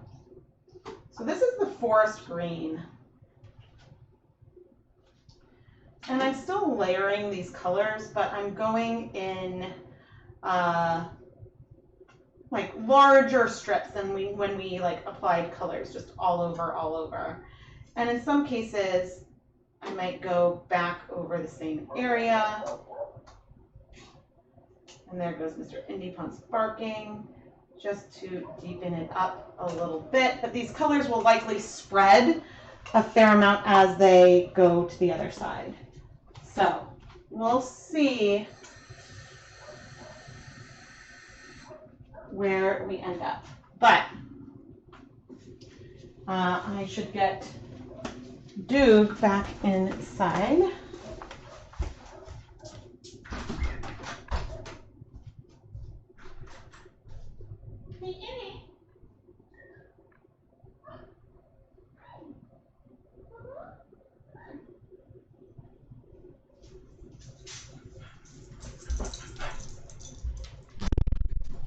No, I'm down here and I don't have anything for you. And please don't like trip and break my water bottle. Okay? Thank you.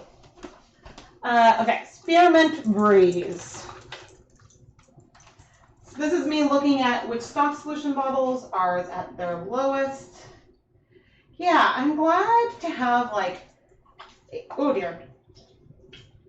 You see what happened there? I connected, which isn't a big deal. So I've been asked before why I like to go in diagonals and things like that. And part of the reason why I add color like that is that I like things to be less like perfectly repeating. And I enjoy having, you know, some color blend and movement on there. I think I'm gonna go for indigo. I need another cup.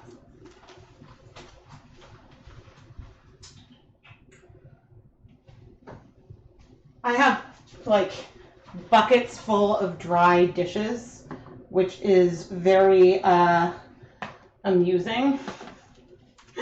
Very, very amusing.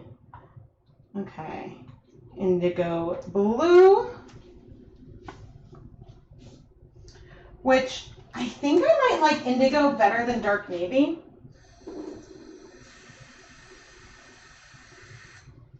But I also can't say for sure.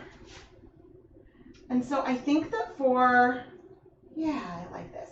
I think that for this first round, I am not going to worry about there being white left because I know we are going to do other rounds.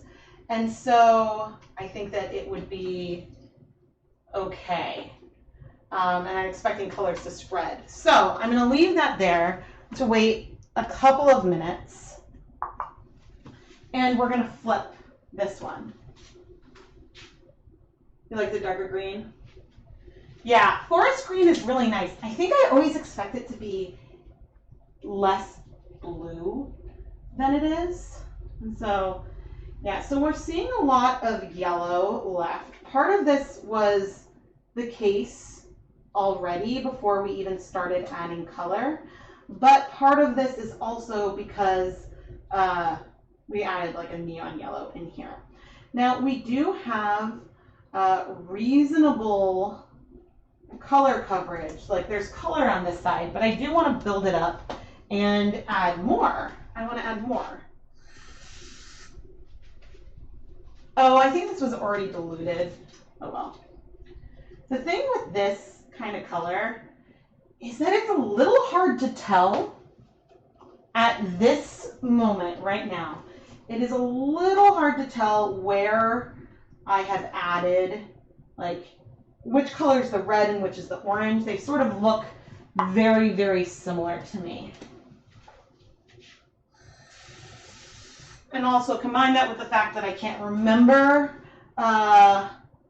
if I had already added water to this cherry bomb or not. You know, just sort of adding things where it feels like I want them to go. And so I think that what I might do after this round, because someone mentioned it, I might decide to create a yellow bath for the end to like add more yellow to everything, which would diminish some of the red potentially, but also wouldn't be so bad. All right, here's the rest of the, like this fluorescent lemon from rinsing out this bottle. And okay, so we have that. And I think I want to set a timer for 5 minutes. Okay. And let's see, all of you lids.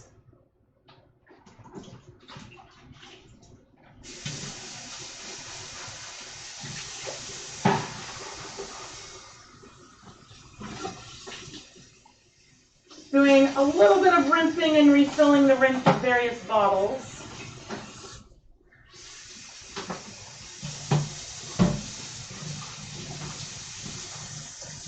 Some bottles do get stained over time. I do add soap eventually.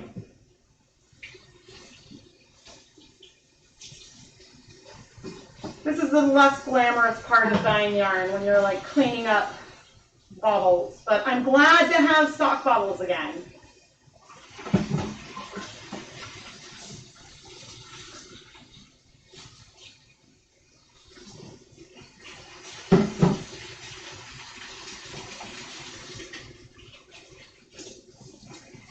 Okay, got all those soaking, and you are another lid that is ready to be rinsed, which is great. Which is really great. Oh no, did it? Oh no, I still see steam. Still see steam.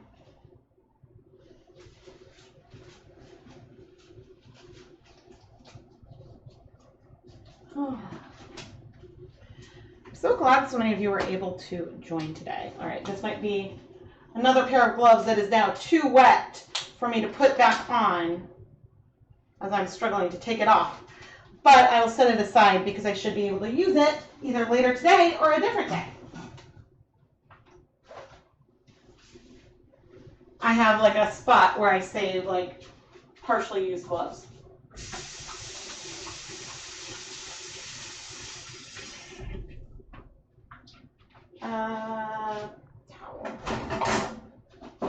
Towel. Yeah, I think that I'm gonna really like this as I like build this up more, and we'll see what the spread has done down below. We may add more brown, but I'm liking this color direction. There is still movement. Great. I'm liking this one too. I do think it is easy to lean towards warm tones on the yak, but I like cool tones are sort of my comfort zone, so I go that direction a fair amount. But thank you. Thank you. Oh my gosh.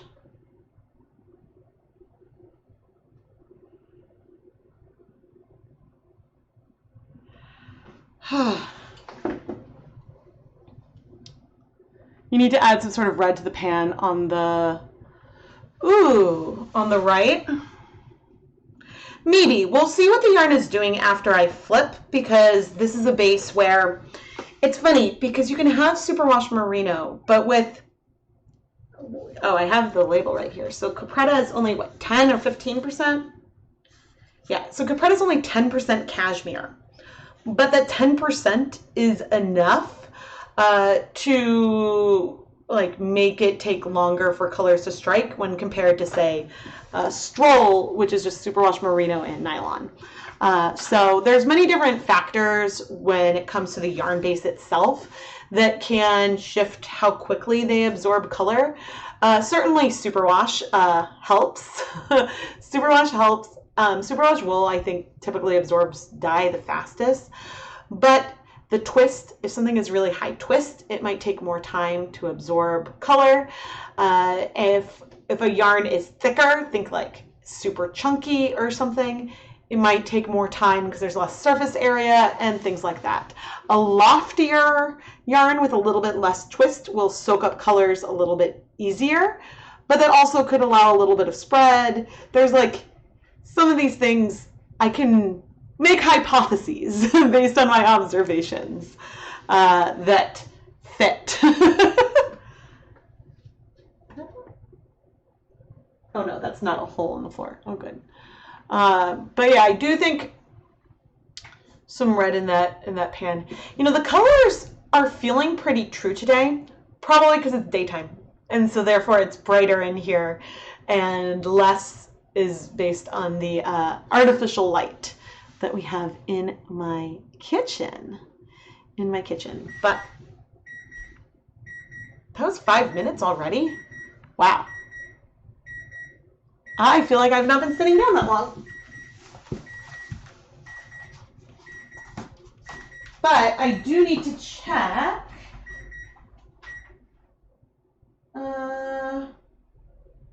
Yes, I still see steam. It's like that's always what needs to be checked. Okay, I'm seeing, well, is it orange or like yellow? I'm gonna give this, ooh, there's like reds and stuff over there. That's pretty. I'm gonna like give it a little bit of a shimmy and leave this a bit longer, but let's flip our capretta. And so some of this, like the brown, like the edges here are softer. And yeah, because don't forget that we have more acid currently in the pan on the right than we did, like the acid to the vinegar to volume ratio is higher than it was when we started. And so, yeah. Ooh. But so we'll see what is happening on the other side. And so this is why I was like, I'm not going to worry about whites being left, because as we like layer and move things, there will be spread. So there are times when you flip the yarn and you see, okay, that dye only went down one layer. Whoa! And then there'll be other times when you'll do it and you'll be like, oh, okay, this dye has spread a fair amount. And so since we have a reasonable volume of water in this pan, that is absolutely contributing to the spread that we see.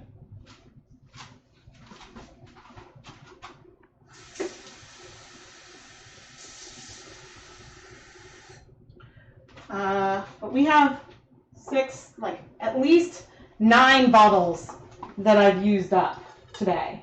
So I am very happy. Very, very happy.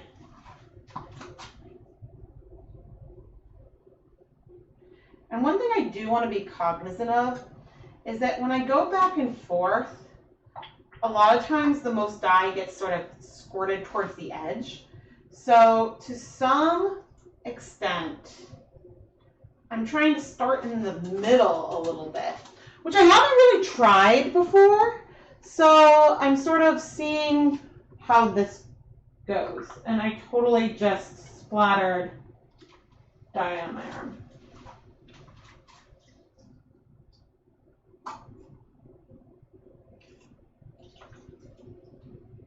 Now see, because I made those parallel lines, like that will probably work together.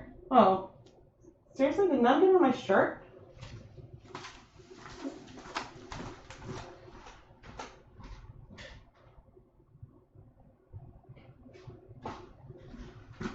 Well, that seems like a lucky break. Yeah, so if I'm trying to have things like not repeat, having parallel lines is not what you want. But doing, see, this brown seems to spread a lot. Doing like zigzags and V's can help. It's also okay to have like some randomly placed. But sort of the more you build up the color, the more you might average things a little bit. Just because like if you keep getting like a lot of brown spread that ends up going all over, then that might have like a different kind of impact. I'm going to get more of the indigo.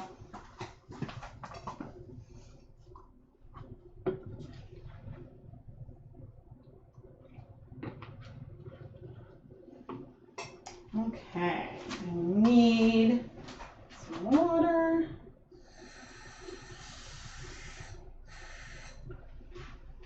Keith is going to come home today and be like, what is going on with these dishes?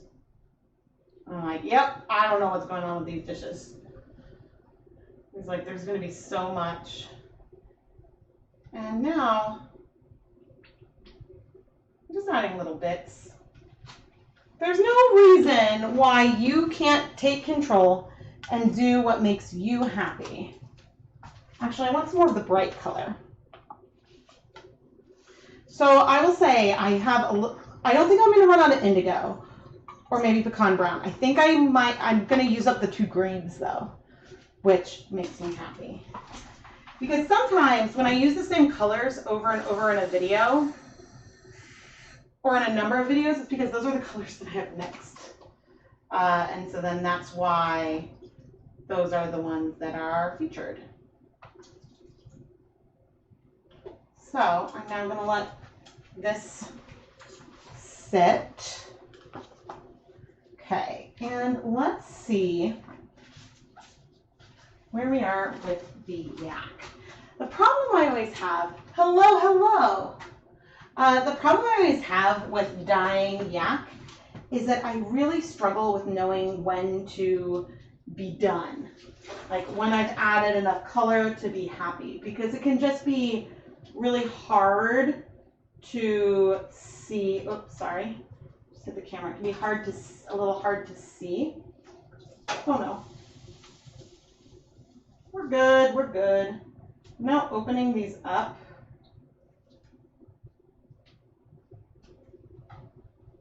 To try to see. Part of me wishes that I wasn't as trying to go for like the yellow in there as well, because yellow is just always, it's always the problem child. And so, okay, we're gonna add on some orange and red, and then I think a lot of yellow. So we might end up with like a yellow and orange kind of colorway. On this one, rather than using the turkey baster, I'm more pouring from cups. And I took some Tangelo, and I'm going to take just a little bit, like a tiny amount of cherry bomb. Is this a package? I still see smoke. Cool. So yellow could be nice in the right pan as well. I'll see where it goes and where it ends up. Like, I'm enjoying this. But I think the comments for yellow and red there both would look beautiful. Okay, Indie Ponce. You know what to do.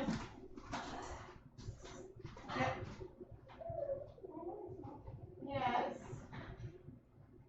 Thank you.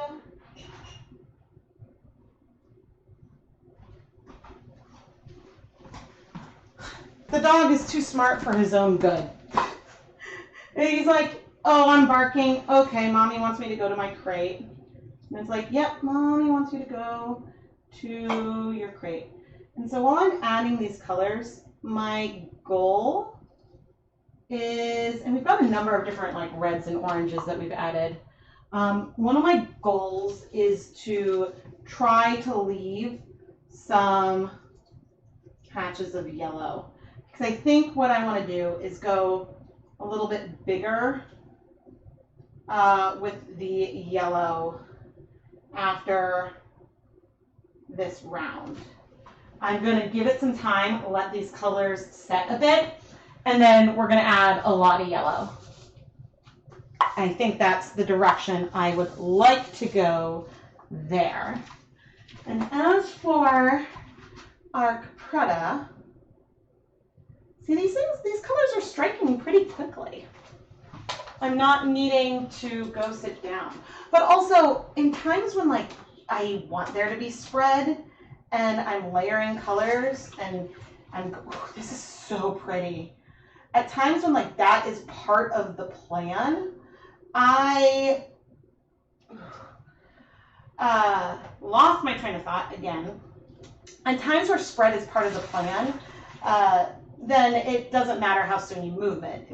If there are times when you don't want there to be spread, then you might need to do things like a little bit differently. If you're trying to actively avoid and discourage spread, then you really want things to be well set before you come in with some other colors. But I am really enjoying this color combination.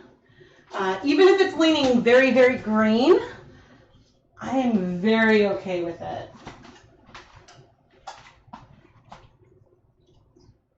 And so there is a softness in here that is breathtaking from these ways that the colors are sort of spreading on top of one another. I am really, really liking it. Okay, the forest green is going to be used up.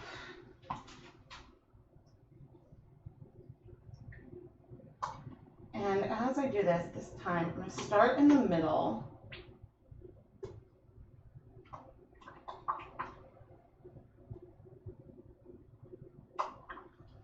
Because if I start in the middle, then maybe it won't be, sometimes like the edges will be more similar than the middle is. But I don't think I'm going to mind if there is some white left, because I am really enjoying where these colors have been taking us.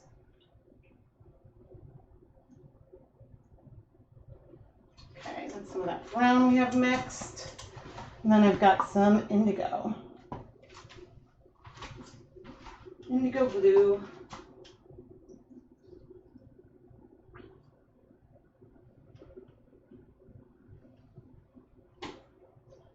I guess the brown has some yellow to it, because I was like, I was feeling surprised that there's so much like green feeling, but the brown probably is introducing some amount of yellow. All right, speaking of yellow, let's see where we are over here. And it froze. Oh goodness, I'll reset the camera. Thank you. Oh goodness, let me see. Ah, sorry everyone. Tennis ball. Deactivate, activate. There we are. Sorry, so sorry about that. Thank you so much for letting me know in the chat. It's so handy that I can now like see it and see that it's working.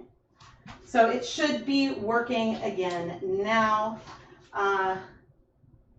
Yes, it's like as I check and I look for more steam. All right, but I was starting to come and check to see where we were color-wise over here, and I just increased the temperature.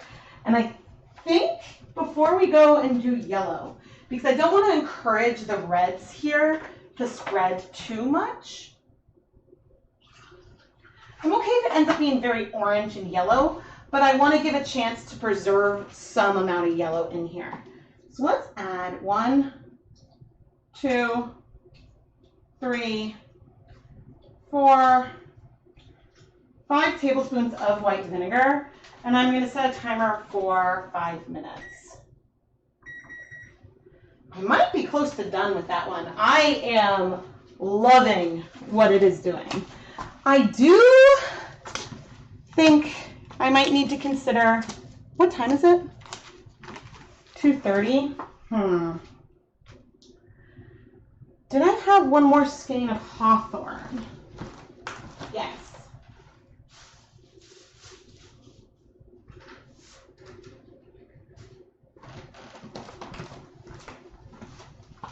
I am going to pre-soak one more skein of hawthorn because there are some colors I have in cups that I haven't used up that I might want to use up. And so then we'll have a skein ready to go. We just quickly at the end dump everything on too. I think tonight might be a night where we order dinner because I don't think the stove will be clear. Oh man. But what I will say is that all of the dye stocks I have left fit. Why is that bottle messed up? All the dye stocks I have left fit in just one of the 2 shoe boxes that I have. And so it's hard when I have like a lot of dye stocks, but not enough for some things and too much. And so if I'm using liquid dyes, I often try to go to the dye stocks I have first, but sometimes that limits what I want to do. So that froze. There we go. I will check it before I stand up again. It works again, thank you. Yeah. This is why I'm so glad to like have, well, it's technically my boy's iPad. But I have the iPad set up with the stream so that way I can see it when I'm over there because I don't want to put my computer right next to the stove. But actually, I'm thinking about the backdrop wouldn't be very good. It'd be like our mail station. But I'm thinking about, there's like a,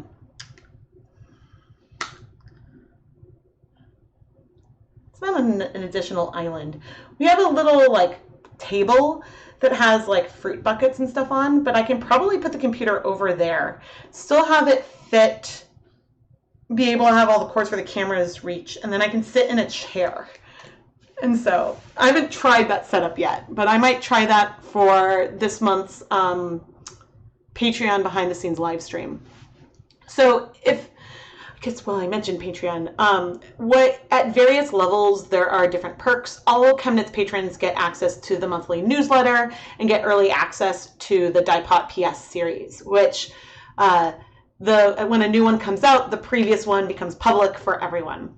But another perk is that at some levels, ChemKnits patrons can join a small private live stream where I am working on filming an episode of Dye Pot Weekly, but I'm live streaming at the same time. So you get you can see when I maybe do another take, if I need to do another take of something I was saying, or you can then see like the difference of like what happens in real time versus then what I later edit it down to, which I don't edit down too much, but but it's a lot of fun. And so there's a link to it down in the video description.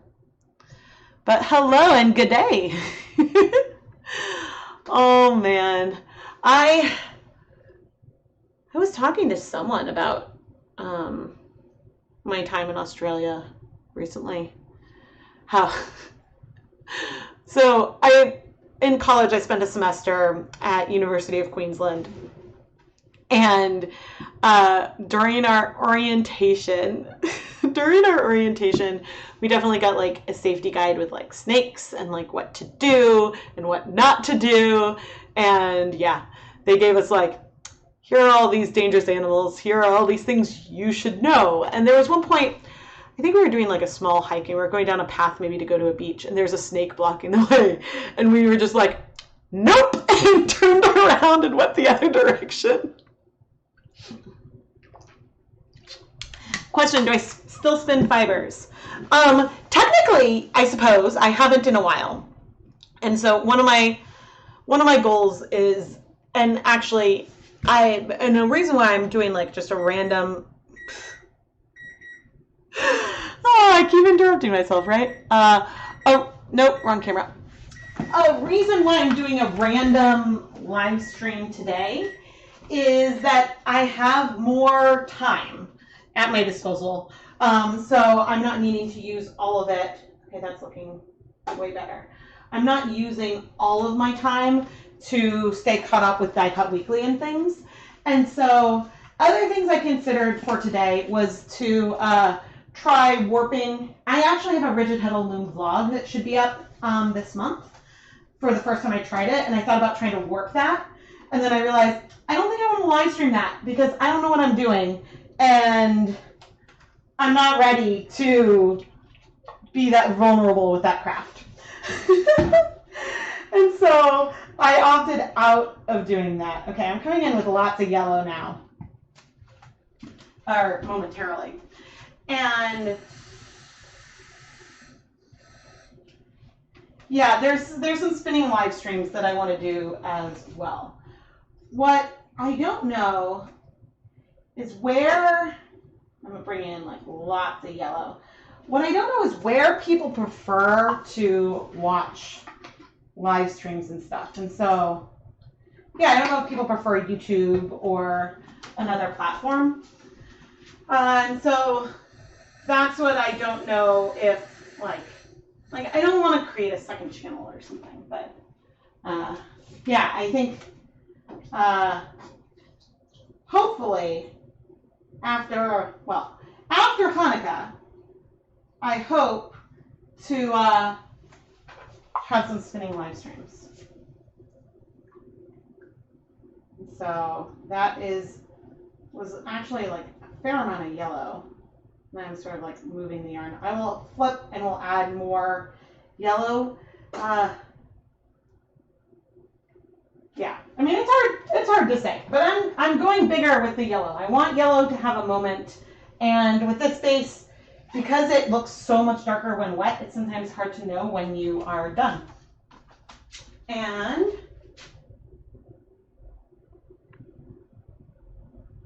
yeah, so it's been a long time. Have I ever tried to spin art yarn? Not intentionally.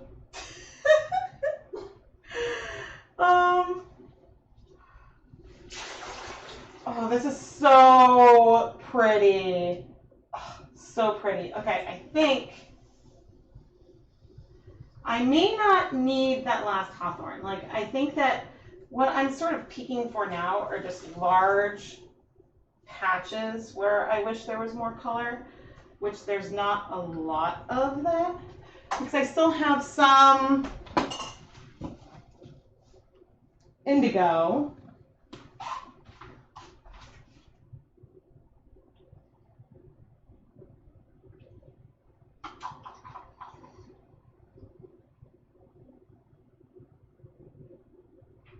Some indigo, and I have, I think, a bit more brown. So yeah, I don't think I'm going to need that skein of hawthorn because I no longer seem to have a ton of dye that like needs a home.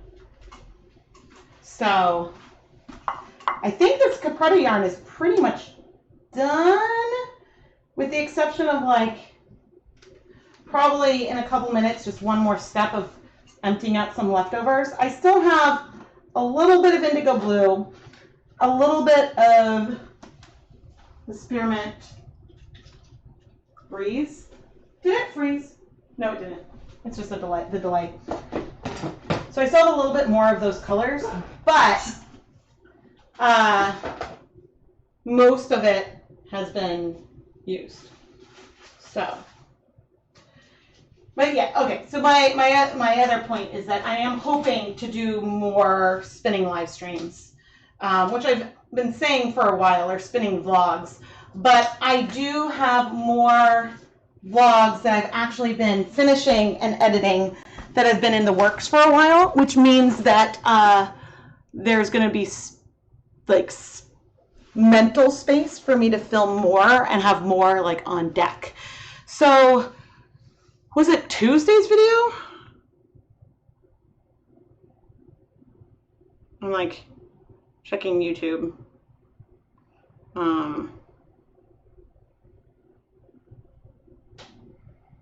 I think it was Tuesday's video, was sort of like Tuesday's video was a dying to knit vlog, and that needed to come out before the rigid heddle one could. And so the rigid heddle one will be out maybe end of next week, tentatively. And then I have another dying to knit a hat video that I need to come out. I guess I have to finish that. I think I need to try to finish that soon, because I want that to come out in November as well. And so, yeah, I should edit that and then figure out what conclusions I need to film. So that's another video that I need to do. And then, yeah, and then the rest of this month will be a lot focusing on editing for Hanukkah. And then December, Hanukkah's so early that December's going to be pretty open. So I think I might do more like just daytime live streams and stuff while the kids are at school. Like, what a difference! What a difference it makes to have 5 days a week, all day school. I'll just say. In the last spring, we had like a couple weeks of it at the end of the year, but yeah, it was hard. So you just got a rigid heddle loom last week and you're excited to play with it. Yeah, I started with just some mug rugs and found it to be a lot more intuitive than I thought. And so I'm going to try a scarf next, I think. I have not tried landscape dyes. There are some dyes that I've only tried once, like Country Classic. I think I just tried the one time. But yeah, landscape dyes I haven't tried. There's a lot of like brands that are very popular that I haven't tried. So,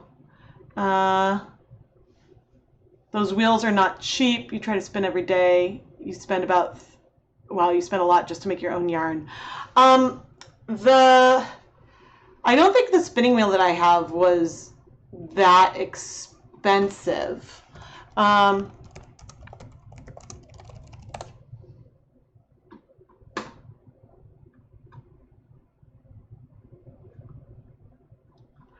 Well, I think it is more expensive now than it was when we bought it. So the wheel is not cheap. But by some like standards, it's not like thousands of dollars, but it is an investment. And it has, gosh, I am about to turn, okay, I'm 37 right now. So I will be 38 before the end of the year. And I got the wheel for my 29th birthday. So yeah, I've had it for a long time and it still works really, really well. The pandemic slowed a lot of things down, and I feel like the kids have been in school for like a month and a half this year because we started late in September, and I feel like I'm still getting my sea legs, trying to have some kind of like routine. So it was nice to be like, I have space to like do this week. Okay, so there's a question, if using soda ash pre-soaked on cotton, will it fix the color without salt in the dye bath? Yes, salt is not essential, but you need to make sure that you're using the right type of dye. So you won't be able to dye cotton yarn using food coloring. Did I set a timer? You won't be able to dye cotton yarn using like food coloring or acid dyes like I'm using now. So if you're using fiber reactive dyes, you don't need salt. What salt can do is help slow down the absorption of the dye onto your yarn, so it can help you get some more color coverage. So there's an Australian company called Gay Wool, and those dyes have citric acid mixed in them. So that's probably similar to Country Classic, which has that. I was not a huge fan of having citric acid already mixed in my dye, mainly because it made it harder for me to know how much acid I was adding and how much dye I was adding. There wasn't enough citric acid for the color to just strike without also adding vinegar, but then yeah, so it just made it harder to gauge. But the one I tried was very pigmented. I would happily purchase some other samples of it like in the future and try it. But I think preference-wise, I prefer dealing with my own acid and knowing when and how I add that, because yeah, I like having that control. Am I planning on dyeing fiber on YouTube to use with my spinning? Yes. So I have some fiber I dye ends up in my shop. Some fiber that I dye ends up in my personal collection that I plan to spin in the future.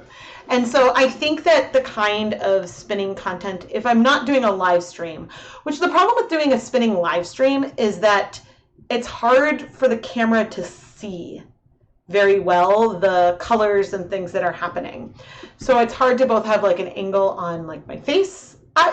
Actually, with these cameras, I might be able to do something better, but it's hard to get the angles great. But I do have a much older spinning video that I did with more like beauty shots, like artistic shots of spinning the yarn. And that is something that I might try to do more of again and do something more vlog-ish, less about a tutorial and more about, this is the fiber I'm starting with, this is how the spinning is going, and this is what I ended up with, if that makes sense. So that is the kind of thing I would like to do more of, I think, going forward. Oh, it's my pleasure. My pleasure.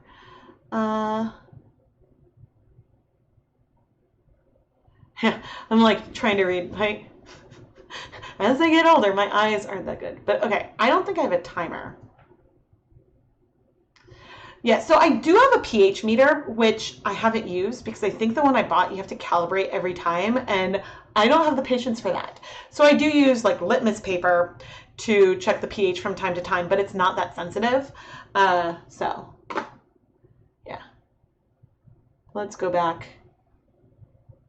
Okay, I am going to need to wrap. I need to start paying attention to time because I will need to collect children from school, and they presumably want to come home. But today's Thursday, so they have soccer today at school. This is all hot. There's a lot of yellow left in here. Okay, we're gonna leave that up so that way I can flip in a moment. Because if I leave the zip ties under the surface, then it gets hard.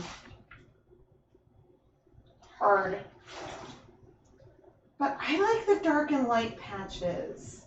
Although I'm like, is that too much white? I'm not going to overthink it. I do at this stage need to, I just have like these containers that are nearly empty. And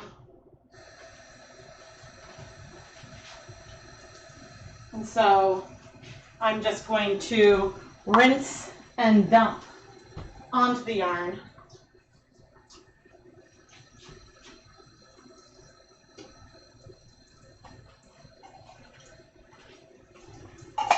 Just to clean them out. Oh, I have the forest green bottle to rinse out.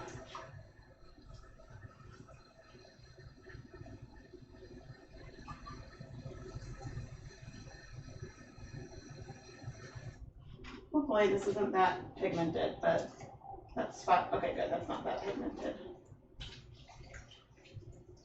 Cool. Cool, cool, cool.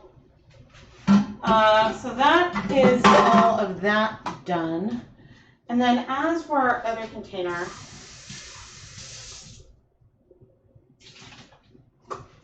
I'm going to put my gloves back on and we're going to get more yellow onto the other side. 37, wow, your youngest son is 38. No, you're not getting old. You're not getting old. Oh, I'd love to get a blending board.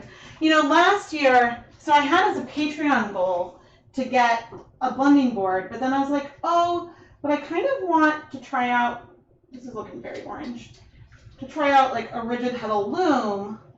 Maybe I should get a loom instead. And then someone very generously gave me a rigid heddle loom, which was amazing.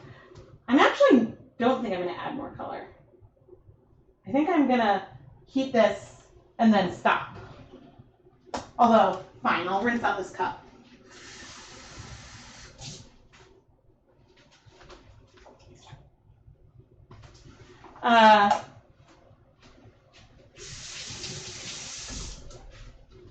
My sink is full of dishes.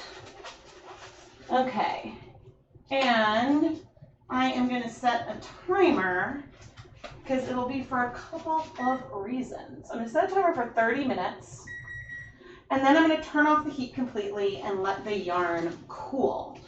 But I know some people tuned in late, so I just want to point out some of the other colorways that I dyed. So we've got our Superwash MCN and that yak.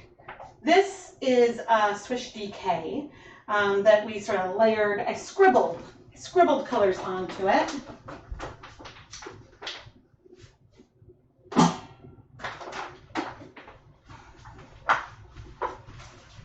And then here is some hawthorn fingering that we did. It looked very tiger's eye. And all of this helped us use up so much dye. So much dye. So let me see. Yeah, in the end, 1, 2, 3, 4, 5, 6, 7, 8, 9, 10. I have cleared 10 stock solutions that I had taking up space, meaning that I couldn't add more. And so you saw that there were a lot of different blues, a lot of different greens, a few different yellows. So at some point it's like enough's enough. I gotta use these up. I gotta use it up. And that was my goal here today. Oh boy. Technical difficulties aside, of course. And now,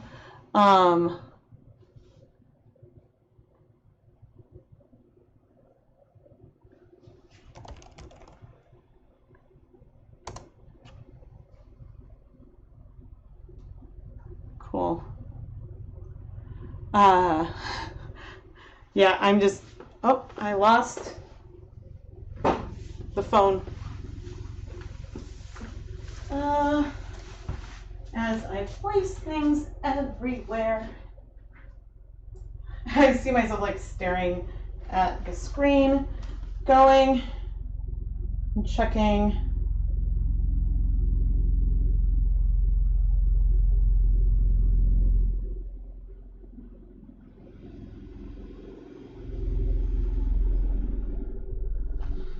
Okay, thank you everyone who was helping with the spammers earlier. Okay, love the oranges. You need a day of dyeing to use up your stock solutions. I mean, sometimes it just helps to be like, okay, what works, what goes with my mood, what fits. And so it's fun also to like, I don't often have this angle when I'm filming videos where you can see both pans at once, but it's a lot of fun. And I might do, depending on what other stocks I end up with by the end of the year, I think around last New Year's, I did a mega Leave No Dye Behind, which I don't think was a live stream, but I actually recorded it like I would record a live stream with that camera and then added like a voiceover over, which was a lot of fun.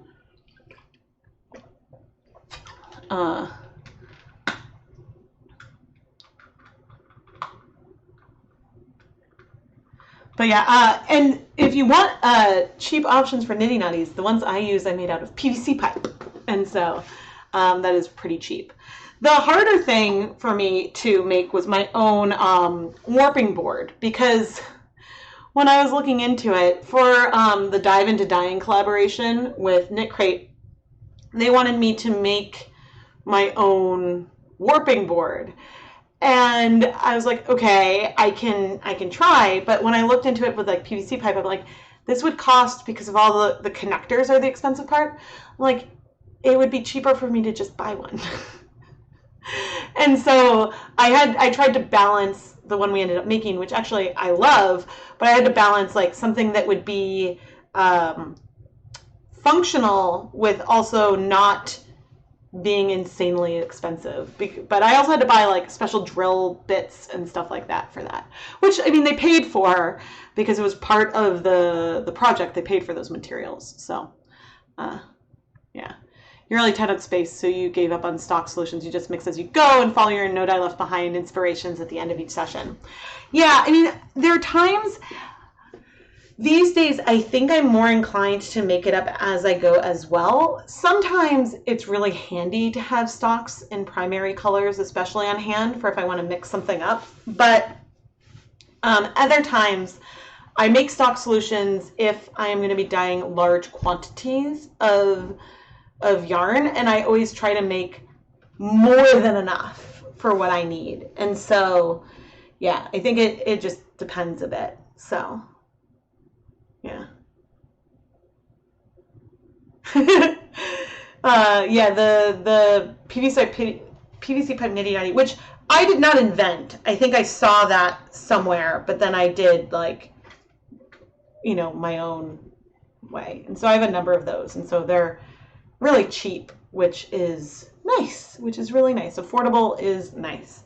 And if you don't have access to a saw, there are these little like things that you can use to cut PVC pipe really easily that aren't very expensive. And so that was also cool, because the very first one I made, Keith took it to like the machine shop at work and cut it for me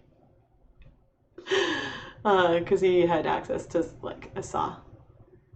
I'm sure I could make a blending board. I would want to buy one. The bigger issue is space. And I realized when I was trying to decide between blending board and rigid head loom, I'm very interested in still trying and learning and playing with the blending board. But yeah, I think that I was like nervous, concerned about where it would live, because I have a space problem. I have a lot. Yeah, we have a lot of like yarn and yarn related things in the house and all over the place.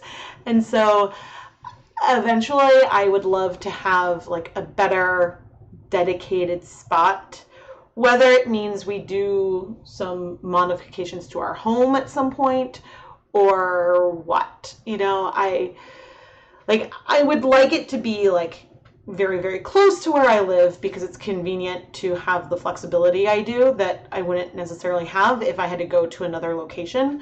But yeah, I would like to have dedicated space, so then I take over less of the house.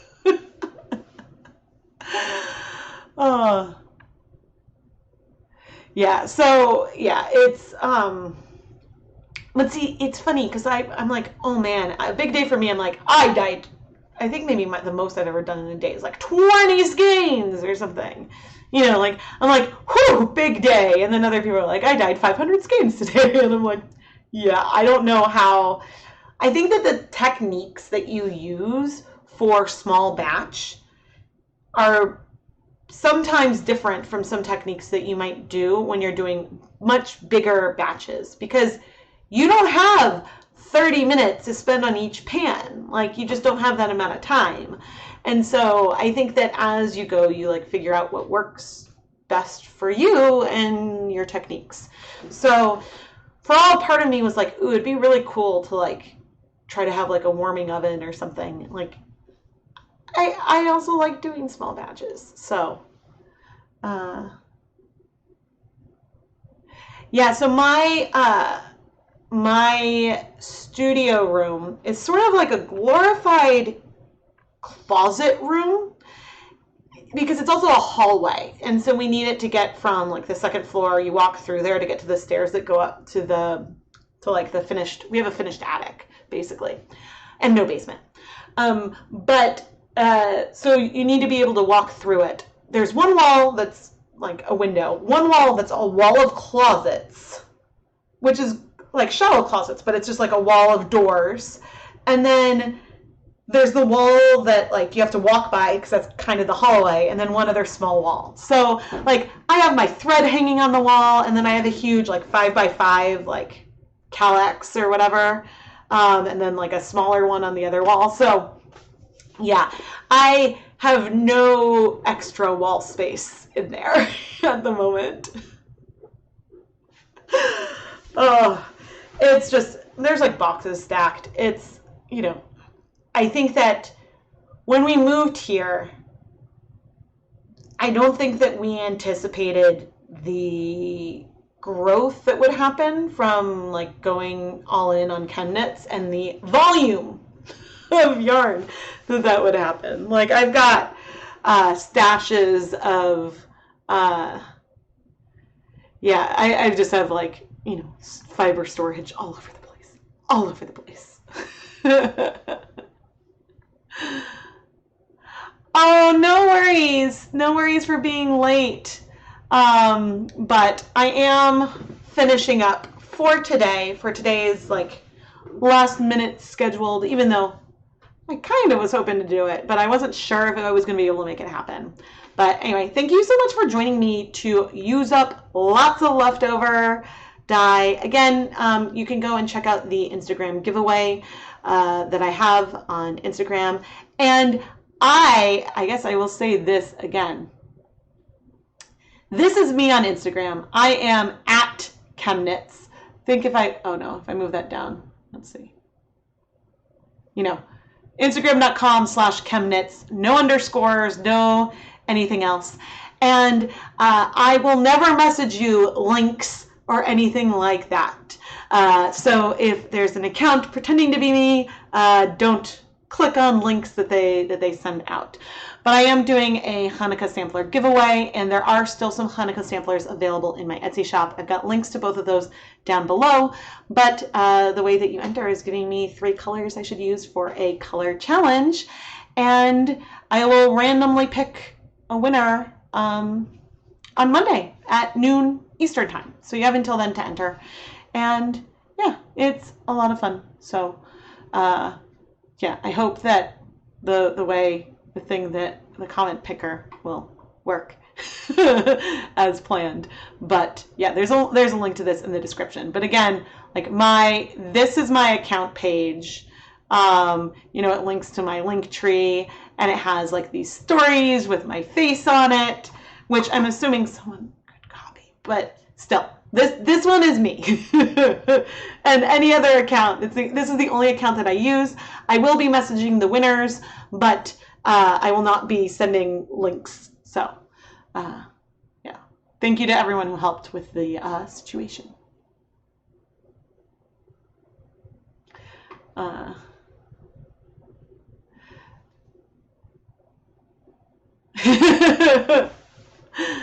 I try.